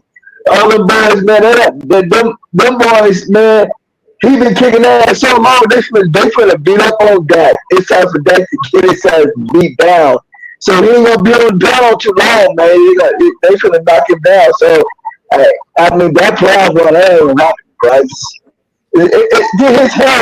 His health is bad, bro. I mean, like he got too many injuries. So it don't. Hold on. What? Somebody call me. The bird is the bird. Oh, man. Yeah, my meditation calmed down a little bit. So yeah, man, I got a little cuckoo, man. It's the same old. First, I want to say, how's everybody doing? Everybody doing fine tonight? Everybody good? Yeah. Oh, gee, that mic, man. That mic. Oh my God. Yeah. Hold on. OG got you. Speaking to us by itself in third person. Yeah, fucking. Yeah. Woo! My ear hurts. You have headphones on too. Okay. I had to turn the volume down on my phone. Yeah, no, I did as well. Woo! That may be a little better right there. That's a lot better. That's a lot better. OG, where you in a hotel? I'm out and about right now. Too many questions for OG. He can't answer right now. You might be the feds. I don't know. Okay. I don't know, family. All I know is I'm excited for the season because I want to see what they be saying about Dak Prescott. Now, if they have a losing season, now they got rid of the quarterback that nobody wants me to mention anymore. Okay? They got rid of the quarterback. Can't run that bootleg play action Mississippi Toss Sweep right now. Only maybe with Milton, maybe. But if they have a shitty season, it's because of the quarterback play of him not being able to stretch the play to run the Mississippi bootleg play action pass. Oh, good. What? It's two? Huh? It's the toss sweep and the pass? Yeah, Mississippi play action bootleg toss sweep. What And the Mississippi play action pass? Yeah. Okay. The point of the matter is penalties. I mean, can Scotty come in here and clean the penalties up? They was the most penalized team in the NFL. I think they're like second or third. I mean, third. The most penalized. They had 100 and something penalties last year. And is he going to hold everybody accountable? Now, like I said, you kissing players' asses. You trying to build a relationship. Be going out playing golf, doing all those other shit. How does that translate to the field? I'm just taking a page out of your book, Fit. I mean, there's a point in time. Is he gonna come get in some assholes? Excuse my language, be cussing out 50. P Diddy type of P Diddy. Oh, I like that one. Is Scotty gonna hold everybody accountable? So, OG, you feeling a little good tonight? Chicken back. We will see, man. I mean, it's gonna be I'm excited. I'm gonna see you sign this guy at 250. So I hope this add up to what y'all been saying. You're getting that. Okay, OG froze. He'll probably be back.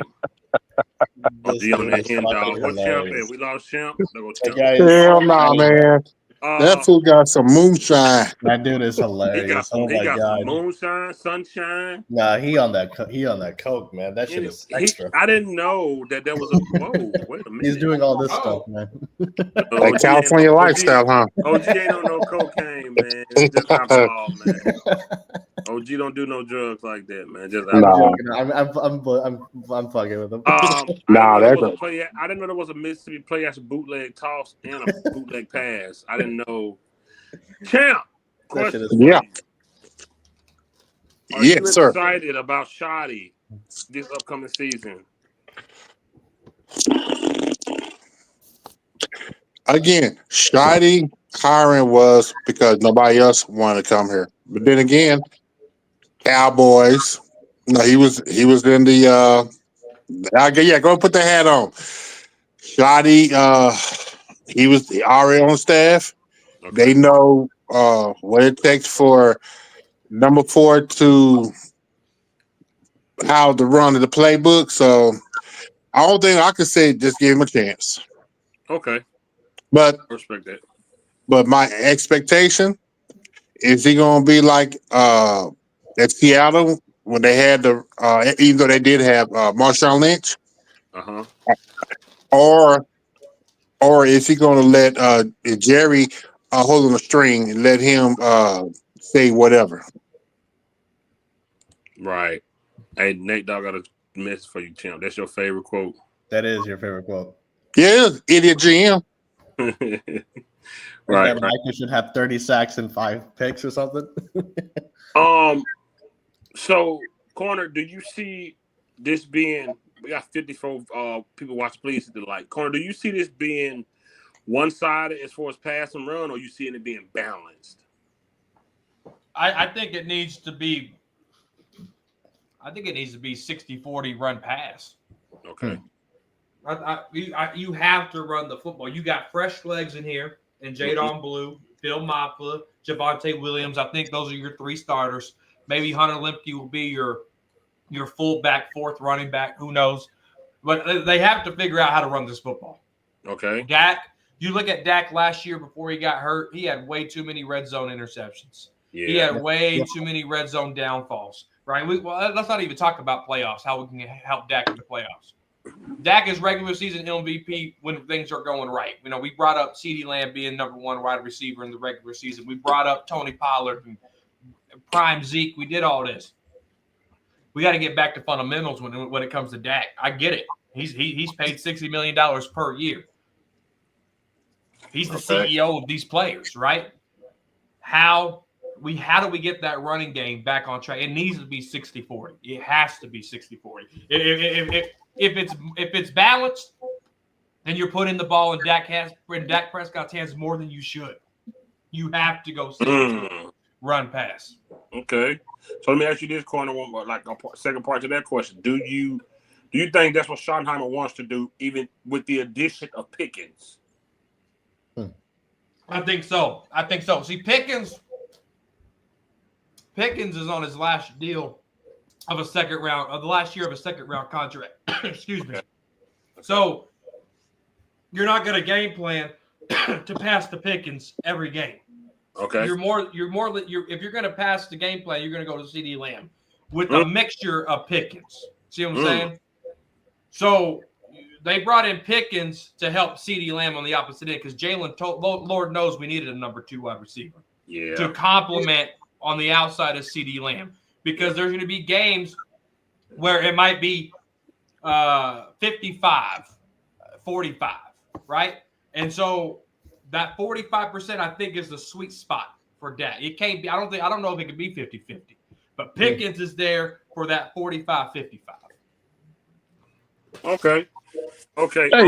Hey, Fifth, I'm gonna get out of here, man. I appreciate you coming through, brother. I got one thing to say. I got one thing to say though. Go ahead. You know how you were talking about how we wanted to win and we want everybody to be successful and the coaching staff and all that stuff. Yeah. I haven't said this phrase in a long time, but I'm ready to say. Damn game. I missed that, man. Heard that in so long. Man, I haven't said that in so long, dog. Man, I've been. Say it again because you broke You up. used to say that after a win that we were struggling with. And this damn game, man. Yeah, it was a win that nobody thought we would win. Yeah. Damn. Game. Yeah, it feels like you've said that, man. I appreciate you, man, for sure, man. All right, hey, fellas. I'll holler at y'all, man. Y'all All right, God bless, bro. JB, man, I got a question for you, man. Okay. So with the newly addition added to the receivers, the 2 we drafted, the young guys. TD, we know who he's a dog. We know Pickens is a dog. Look at corner. Yeah. Did you say Diddy? I heard did. I definitely did say Diddy. I did. I swear I heard that too. With the new Pickens, Lamb, the new running backs. Has your confidence lifted even with this O-line from last year's offense to this year's, or how you feel about it now? Do you feel like we've upgraded with the new running backs and the Pickens ad? I think we upgraded with the Pickens ad and the O line, but the running back position is still the question for me. Mm-hmm. But I know they were trying to say they're going to feature the run, but I think this is going to be our downfall. I think they're going to try to score points with those receivers. I think the addition with Pickens to me is it might be a twofold where it could be a excellent good thing that might have happened, but then it could be the opposite. Because I mean, when I say the opposite, it probably could hurt us because we're not going to run the ball as much as I think we could. I think it's going to end up being like Mike McCarthy. We're going to run the ball. We're going to run the ball, and I think that's going to translate the same thing with Schottenheimer because Jerry Jones is going to want to see highlights. He's going to want to see big time passes. I didn't go get Pickens for you for you to throw him the ball. I didn't get you CD for you to throw him the ball. He just paid CD what? 36 mil? Shit. He gonna want to see track star. He gonna want to see the what was that 99 rounds? What was it called? Shown with the greatest show on turf? Yes, yes. That's what he want to see with the Cowboys this year. And to me, that's gonna mess us up because Dak is not Kurt Warner. Corner, what you got your raise? What's up, Corner? Guys, I don't know how to phrase this, we got to stop with this passive narrative because they knew they had to run the ball. Jason Garrett knew it. That's why we had DeMarco Murray, NFL leading rusher 2014. Then fast forward 2 years later, they drafted Zeke, and they paired him up, and they ran the ball up until basically till the wheels fell off with Zeke. Then you look at it outside of Zeke with Tony Pollard and stuff. They fiddle-farted with this running game, and they know what this offense is like without a running game, and they know what this offense is with a running game. Okay. So I really think that Jerry doesn't. I really feel like Jerry doesn't care if they're going to run the ball and it's working. Jerry ain't gonna say shit. That's just what it is. Wow. So you don't think. You don't think it would be? You don't think Pickens will create an issue if he's not getting his touches? I think I don't think Pickens knows what it's like to win 3 games in a row, does he? Does he know what success is? I mean, if he's mad, if it's working Yeah. and Pickens is mad, then why is Pickens even here? Somebody said Because even Amari Cooper would tell you, I don't care if they're running the ball. Are we winning games? Des Bryant, I don't care if I'm getting the ball. We're winning games. CeeDee Lamb, I don't care where we're passing the ball. We winning games.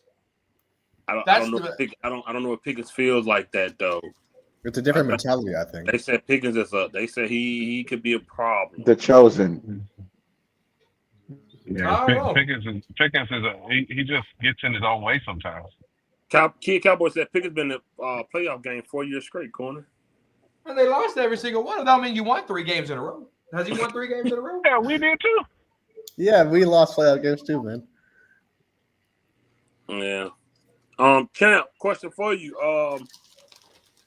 Let's just say hypothetically, we like to deal with hypotheticals. You know, corner like to deal with the word potential.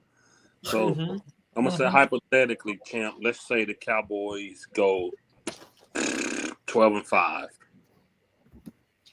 Let's say we make the playoffs. Let's say they take away your running game. Would you trust Prescott to bring it home in a game where your running game is taken away? Nope. Even with CD, Pickens, a decent offensive line, would you trust his arm? Rewind. Go back to the Green Bay Packer game. See, AI assist. To that Niners game when Pollard got hurt. Pollard. Oh, you know what? Matter of fact, all 3 years. Go back. 3 years in. Yeah. Yep, the 2 Niners game and the Green Bay game. Mm-hmm. He couldn't do nothing. He was a deer in headlights. So Google said he's never won 3 games in a row. Corner, stay off Google, man. But you know what? I'm about to be out, man. I appreciate y'all, man. I appreciate you. Salute to you, all right, JB. Brother, I appreciate you. All right, OG, be easy, dog. All right. All right, brother. Okay, family. Go ahead, champ. But the only thing, you know, I agree with Corner. The only way the Cowboys is going to be successful, Look at him. they're going to have to run the ball 60-40. That's the only way. Remember what I said the other day. Dak Prescott is a bus driver. You got to keep him on a very tight leash. The type of leash that you tie your dog to around a tree. When he started running around, yeah, that's what they need to do to Dak. Okay. But again, we don't know what mentality that idiot GM and his idiot son got in the store, because with their $60 million investment. That's my worry. But now, but here the deal is. Here's the only hope I got. Back in 2014, when the Cowboys played against 49ers, they beat them 28-14. It was Callahan and Marinelli. They got on Jason Garrett ass and a Linehan ass. Run the damn ball. And then what happened? Cowboys went 12 and 3 along the way, and they were 8-0 on the road. So that's when they had DeMarco Murray. So sometimes the Cowboys got to be hit in the face in order for them to say, hey, if this working, go for it. So the deal is, like Sports Junkie and old boy channel, Facts Over Feelings. I mean, yeah, they need to do this. Fuck your feelings. If it's working, I don't care. If the Cowboys is maintaining a good 60-40, that's one way to protect the defense and to protect Dak from his self kryptonite. Because Dak want to prove to people that, hey, I can be better than Mahomes, but you're not. You're not. You've seen it so many times. Receiver be wide open, but you throwing down the field on triple coverage, interception. Yeah. Or you throwing 10 feet high or the shoelace. Dak, and with Pickens, man, with Dak and Pickens, yes, man, that is a dynamic duo. But we cannot trust Dak to throw a receiver wide open. His accuracy is not that good. That's a good point. He said 60-40 doesn't get Pickens paid. Could be a problem. That's a good point. Yeah. That is I don't give a fuck. I don't give a fuck. So here's my thing, right? Here's my thing. So, okay, if Corner wants to correlate what can we do for Dak in January to running, if Schottenheimer has the keys to do that, that's okay. We've just never seen it. If he do, hey, man, run the ball, keep the ball out of Prescott's hand. Here's the thing. Coaches will realize your running game is your go-to, and they will do whatever it takes to stop it. They did it to Jalen Hurts, and they made Jalen Hurts win the game when the ball was in his hand. The defense did what they needed to do on defense, but the ball still came back to Jalen Hurts, and he took care of it. Do you trust Dak to take care of the ball? No. That's been the problem. That's my problem. Go ahead, champ. Oh, on that, the best way for Dak to run offense, especially if he's throwing, hurry up. Hurry up offense. Because if he back there longer than 3 seconds, his brain cells don't communicate. It's like his brain is like a Commodore 64 versus the computers out there right now. Uh-huh. Like Commodore 64, he frees up. Like, I don't know what to throw it to. But if you're doing that hurry up offense, yeah, Dak is the best. He don't have to do the Mississippi play action, bootleg, run around. But Toss sweep. But yeah, toss sweep. But if you run the ball, he can open up the play action. I don't know. But you have to do it at a fast pace. I don't know what our offensive line is conditioned of to consistently do hurry up offense. I don't know if it'll tire you out constantly back to back doing hurry up offenses. So Yeah. But as a quarterback, that shouldn't be your go-to. You shouldn't have to do a hurry up offense in order to be successful. And eventually a defense would figure it out. I think this just sums up to Dak Prescott just has reached his ceiling. No matter who comes in, that's what it looked like. Every coach and player has gone from the team. I think he reached his ceiling. Corner said it 2 years ago. He's a regular season MVP. I agree. Dak Prescott, and I don't even know if this season is he going to look like that because we got a tough schedule with a new team and a new head coach. Dak ain't never thrown the Pickens. Dak ain't never been coached by Schottenheimer. Schottenheimer ain't never coached up against some of these good head coaches he about to go up against. What is he going to do against Andy Reid? Right. What is Schottenheimer going to do up against Sirianni? Like these are the things I question. I don't just look at a player and get excited. I like to go deeper. Hey, yo, and dissect like everything. Like I said, because the Cowboys got better don't mean other teams didn't get better. Everyone tried to get better. It's about if it's successful. And I just feel like our common denominator in our downfall, it has a lot to do with coaches. Mike McCarthy, for God's sake, said he couldn't see the clock. Like, what type of coach are you? Yep. On the same breath, Dak Prescott has been a big part of our failure. In back-to-back playoff game, he threw 2 picks in both games. Yep. In his playoff career, he had 7 picks. That's average a pick per game because he's 2-5 right in playoff games, right? Yeah. That's an average of a pick a game. Like, what? What are you doing? That's not good. Even when your defense steps up for you, even when your offense, your running backs and everybody step up for you, this is who you still be. So that's why I feel the way I feel about moving forward until they show me something different. It's just the way you know what I'm saying? Like, if your girlfriend is a cheater, she got to regain your trust again, you know? You're not just going to trust off her word. She got to really show she not doing that no more. You know what I'm saying? So it's just where I'm at with it, and that's just how I feel about it, man. Till they show me something different, and it's doubled now. I'm definitely tough on them now because we got a new head coach that never coached a game. As far as the Dallas Cowboys, the head coach, he's never done it. Gee, what are you doing? Dude, you gotta mute yourself, man. OG, please. You gotta mute yourself, man. OG, you are not at home. Where you at?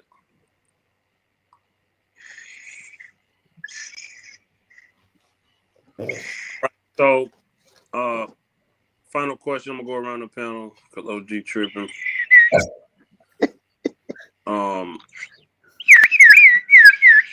Dude, stop. OG, you gonna let me ask the question?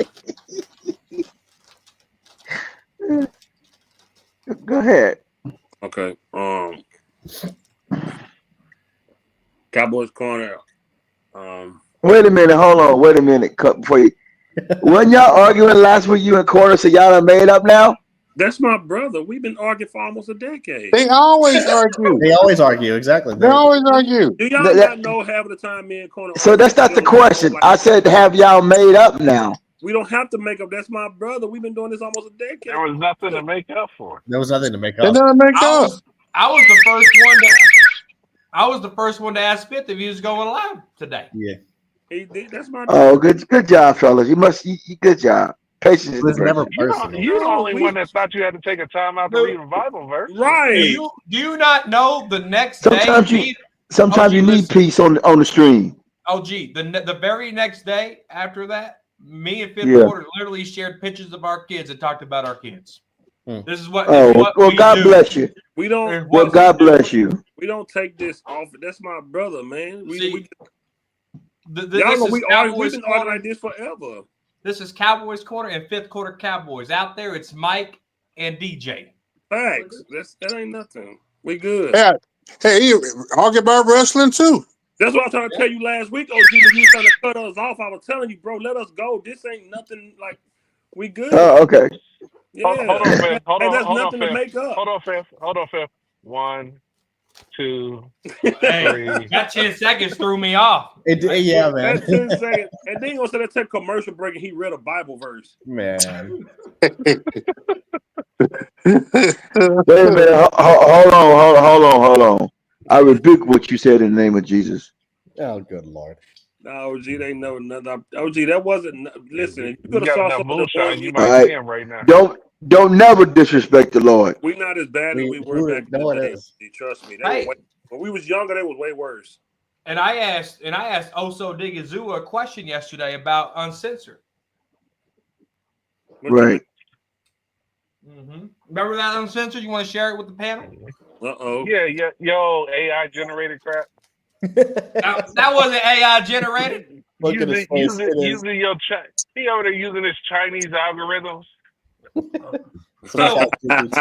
Real quick, y'all heard about Sam Williams got arrested? Are you serious? You bullshit. That's why I don't talk about the kid. Hey, now a culture change will be to cut his ass tomorrow. That's a culture change. Yeah, he got arrested again. Yeah, Jerry Jones said he's maturing.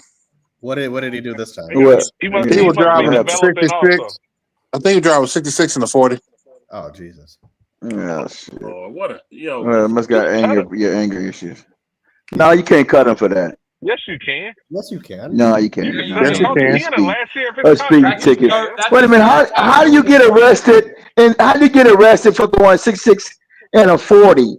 That's Any 22 20 miles miles above per the speed hour limit. over is considered Easy. reckless That's a driving. That's ticket, criminal. and take your No, ass it ain't. home and pay That's the criminal fine. court. That's criminal reckless court. driving. That's not a No, ticket. that's bullshit. That's the That's yeah, second that, time. That's Wait, criminal. That's the no, second that's time. that. wait, That's hey, that hey, slave shit. That's that slave what's your shit. source here, champs? I'm googling. I don't see nothing. I saw it on X.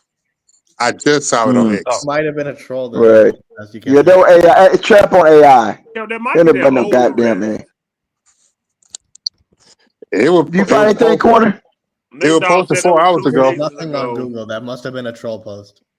Nate Dogg said Post, Yeah, ain't post nothing. the link in the back chat. Your Yeah. Twitter At is least 2 I don't see seasons anything. behind. At Champ least I Twitter don't is see 2 it. years behind. Dude, Champ no. going cuckoo. Oh, gee, Yeah, he champs. You might want to check the date on that post. Damn. Uh-oh. Champ going a little I tell cuckoo. you what, OG, you go 20 over the Yeah. speed limit, think you gonna get arrested. You're going to jail. That's reckless Yeah, driving. 22 drive. Yeah, 22 that's Hey, that's calm criminal court. down a It's little not bit, young traffic no man. more. Calm down a little bit. What the? Calm Can I get down. my last That's the question now so we basic. can get That's out of basic here, common please? sense. Yeah, Yeah, it's not a long question, is it? OG. Let me go to my question. Time out, fellas. That's Yeah, your whoever whistle for you gave OG guys. a soundboard need to be hung on in the middle of Main Street. That's your buzzer to keep you calm. That's your man. Use that shit on your channel. Thank you. Hey, you don't tell nobody what to do.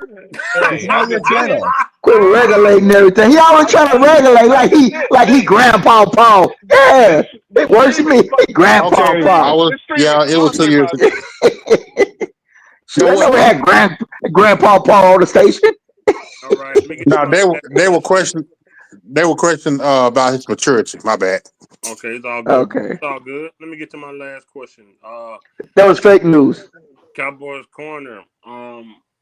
What's your honest opinion and your thoughts on this year's defense?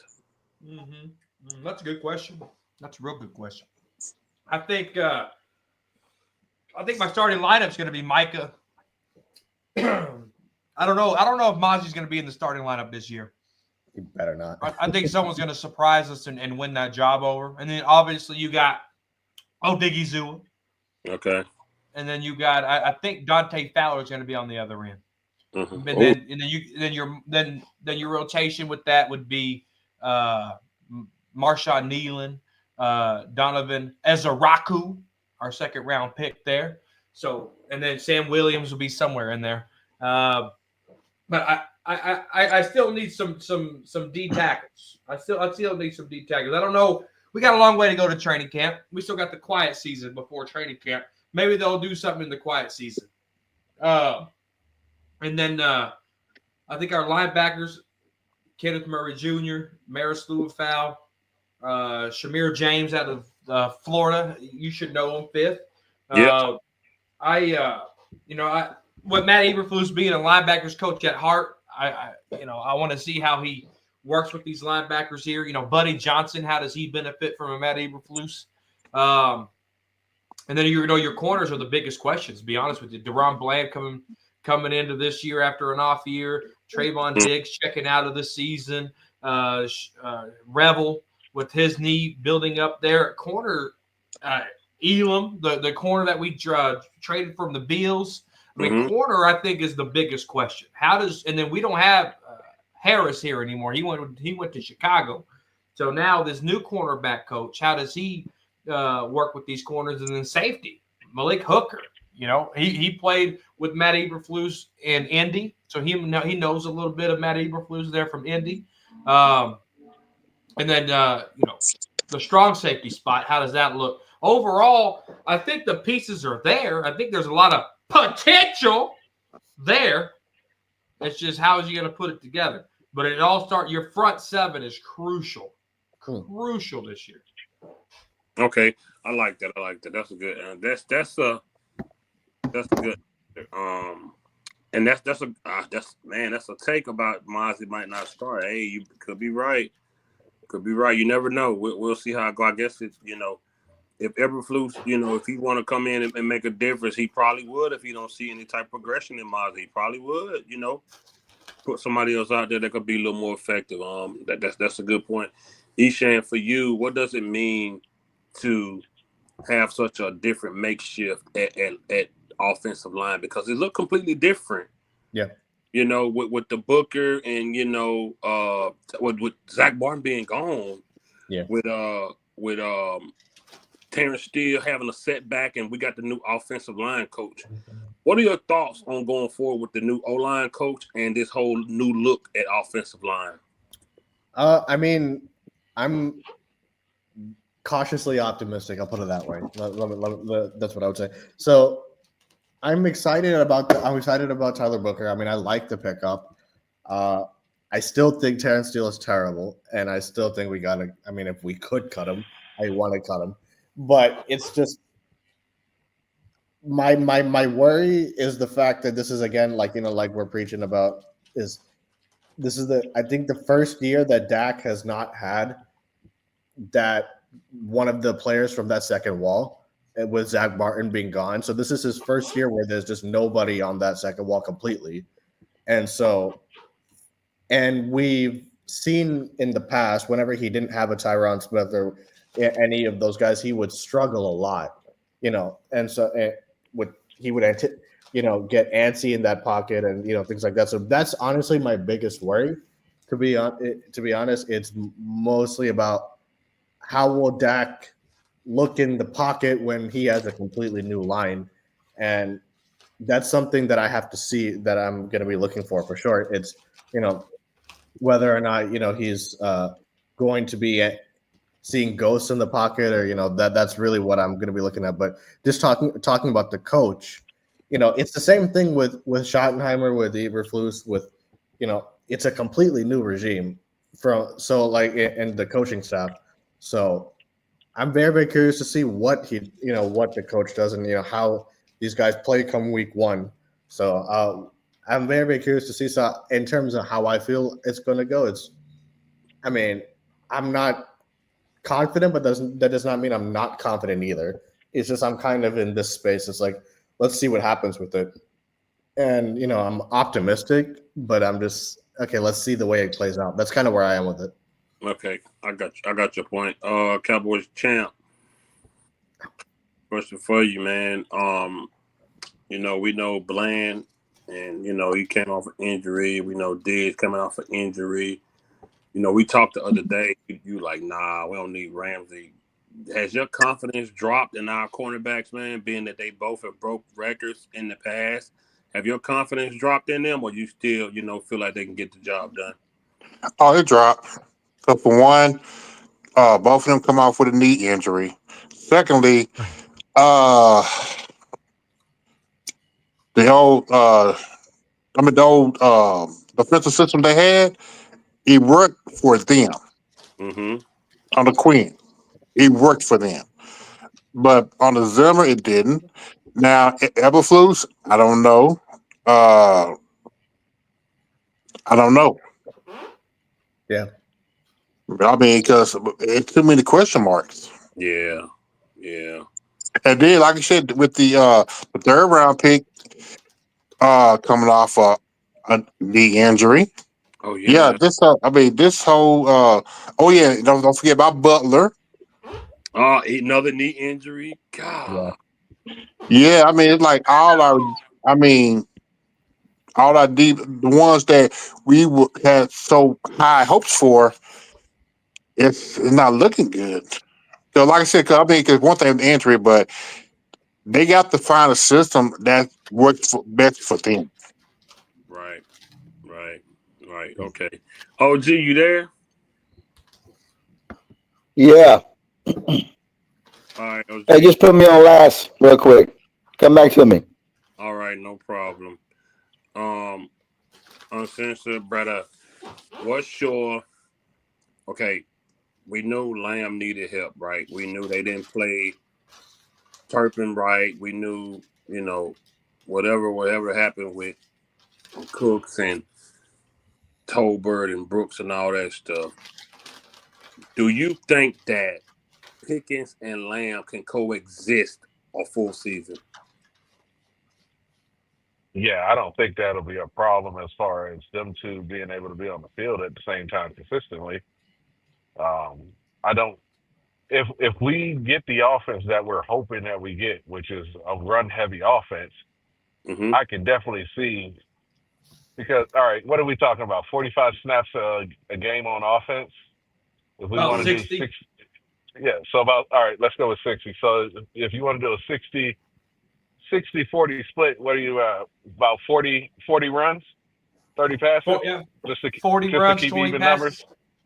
Yeah, all right. So you got to spread that. You're gonna have to spread that around, and it all depends on whether Pickens is okay getting, 5 catches, 40 yards, 50 yards, and maybe a touchdown, and then seeing CD Lamb flourish. You gotta remember, Pickens is in the last year of his rookie contract. That's a blessing and a curse at the same time. Because one, you can get a player on the cheap, but two, you got a player that's in the number 2 spot that also want to get paid. And if he's seeing his numbers and they not indicative of high earning numbers for his next contract, you might get the Pickens that lash out a little bit. But I watched some Pickens highlights and lowlights, I guess you could say. And most of Pickens' problems are he can't control his anger and his frustration. Mhm. And then lazy route running. He didn't really go after his teammates very often. Okay. He got personal fouls like he did with Jay Lou, grabbing his face mask and stuff like that and things like that against the opponents.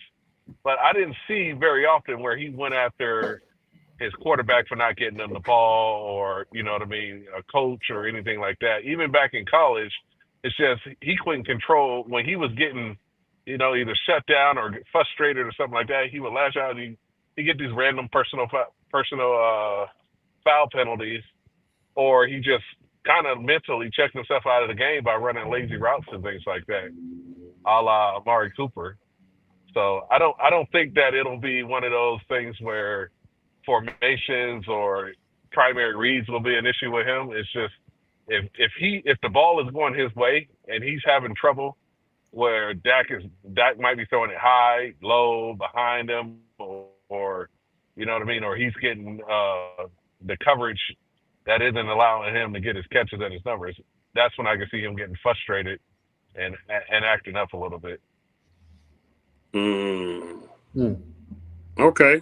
I like that assessment when you say you don't see the problem, when it's run and it's split. I would like that 60-40. I'm not going to lie, because y'all know me. I'm not a fan of the ball being in Dak Prescott's hand a lot.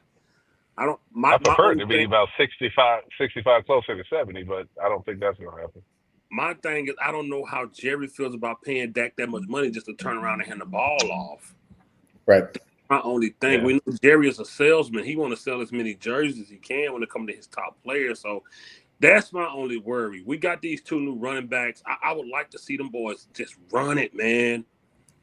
I want to limit Dak Prescott as much as possible. That's not his. Listen, he's an older guy now. Mm. I just. It's just not going to work if you don't limit him. Like it's just not going to work, bro. And it's so frustrating because I feel like even at times when we limited him, even in his crucial moments where he's been limited, he's still just like I said, I don't know, man. The kid, he sold a lot of jerseys, he sold a lot of tickets. He did what he did. They like him as a person, but I just don't never think he was that person. OG, you ready? Yeah. All right, cool. Last question for you, OG. Let's say the Cowboys make the playoffs. Do you trust your quarterback? Don't even go there. It's a question. Mm-hmm.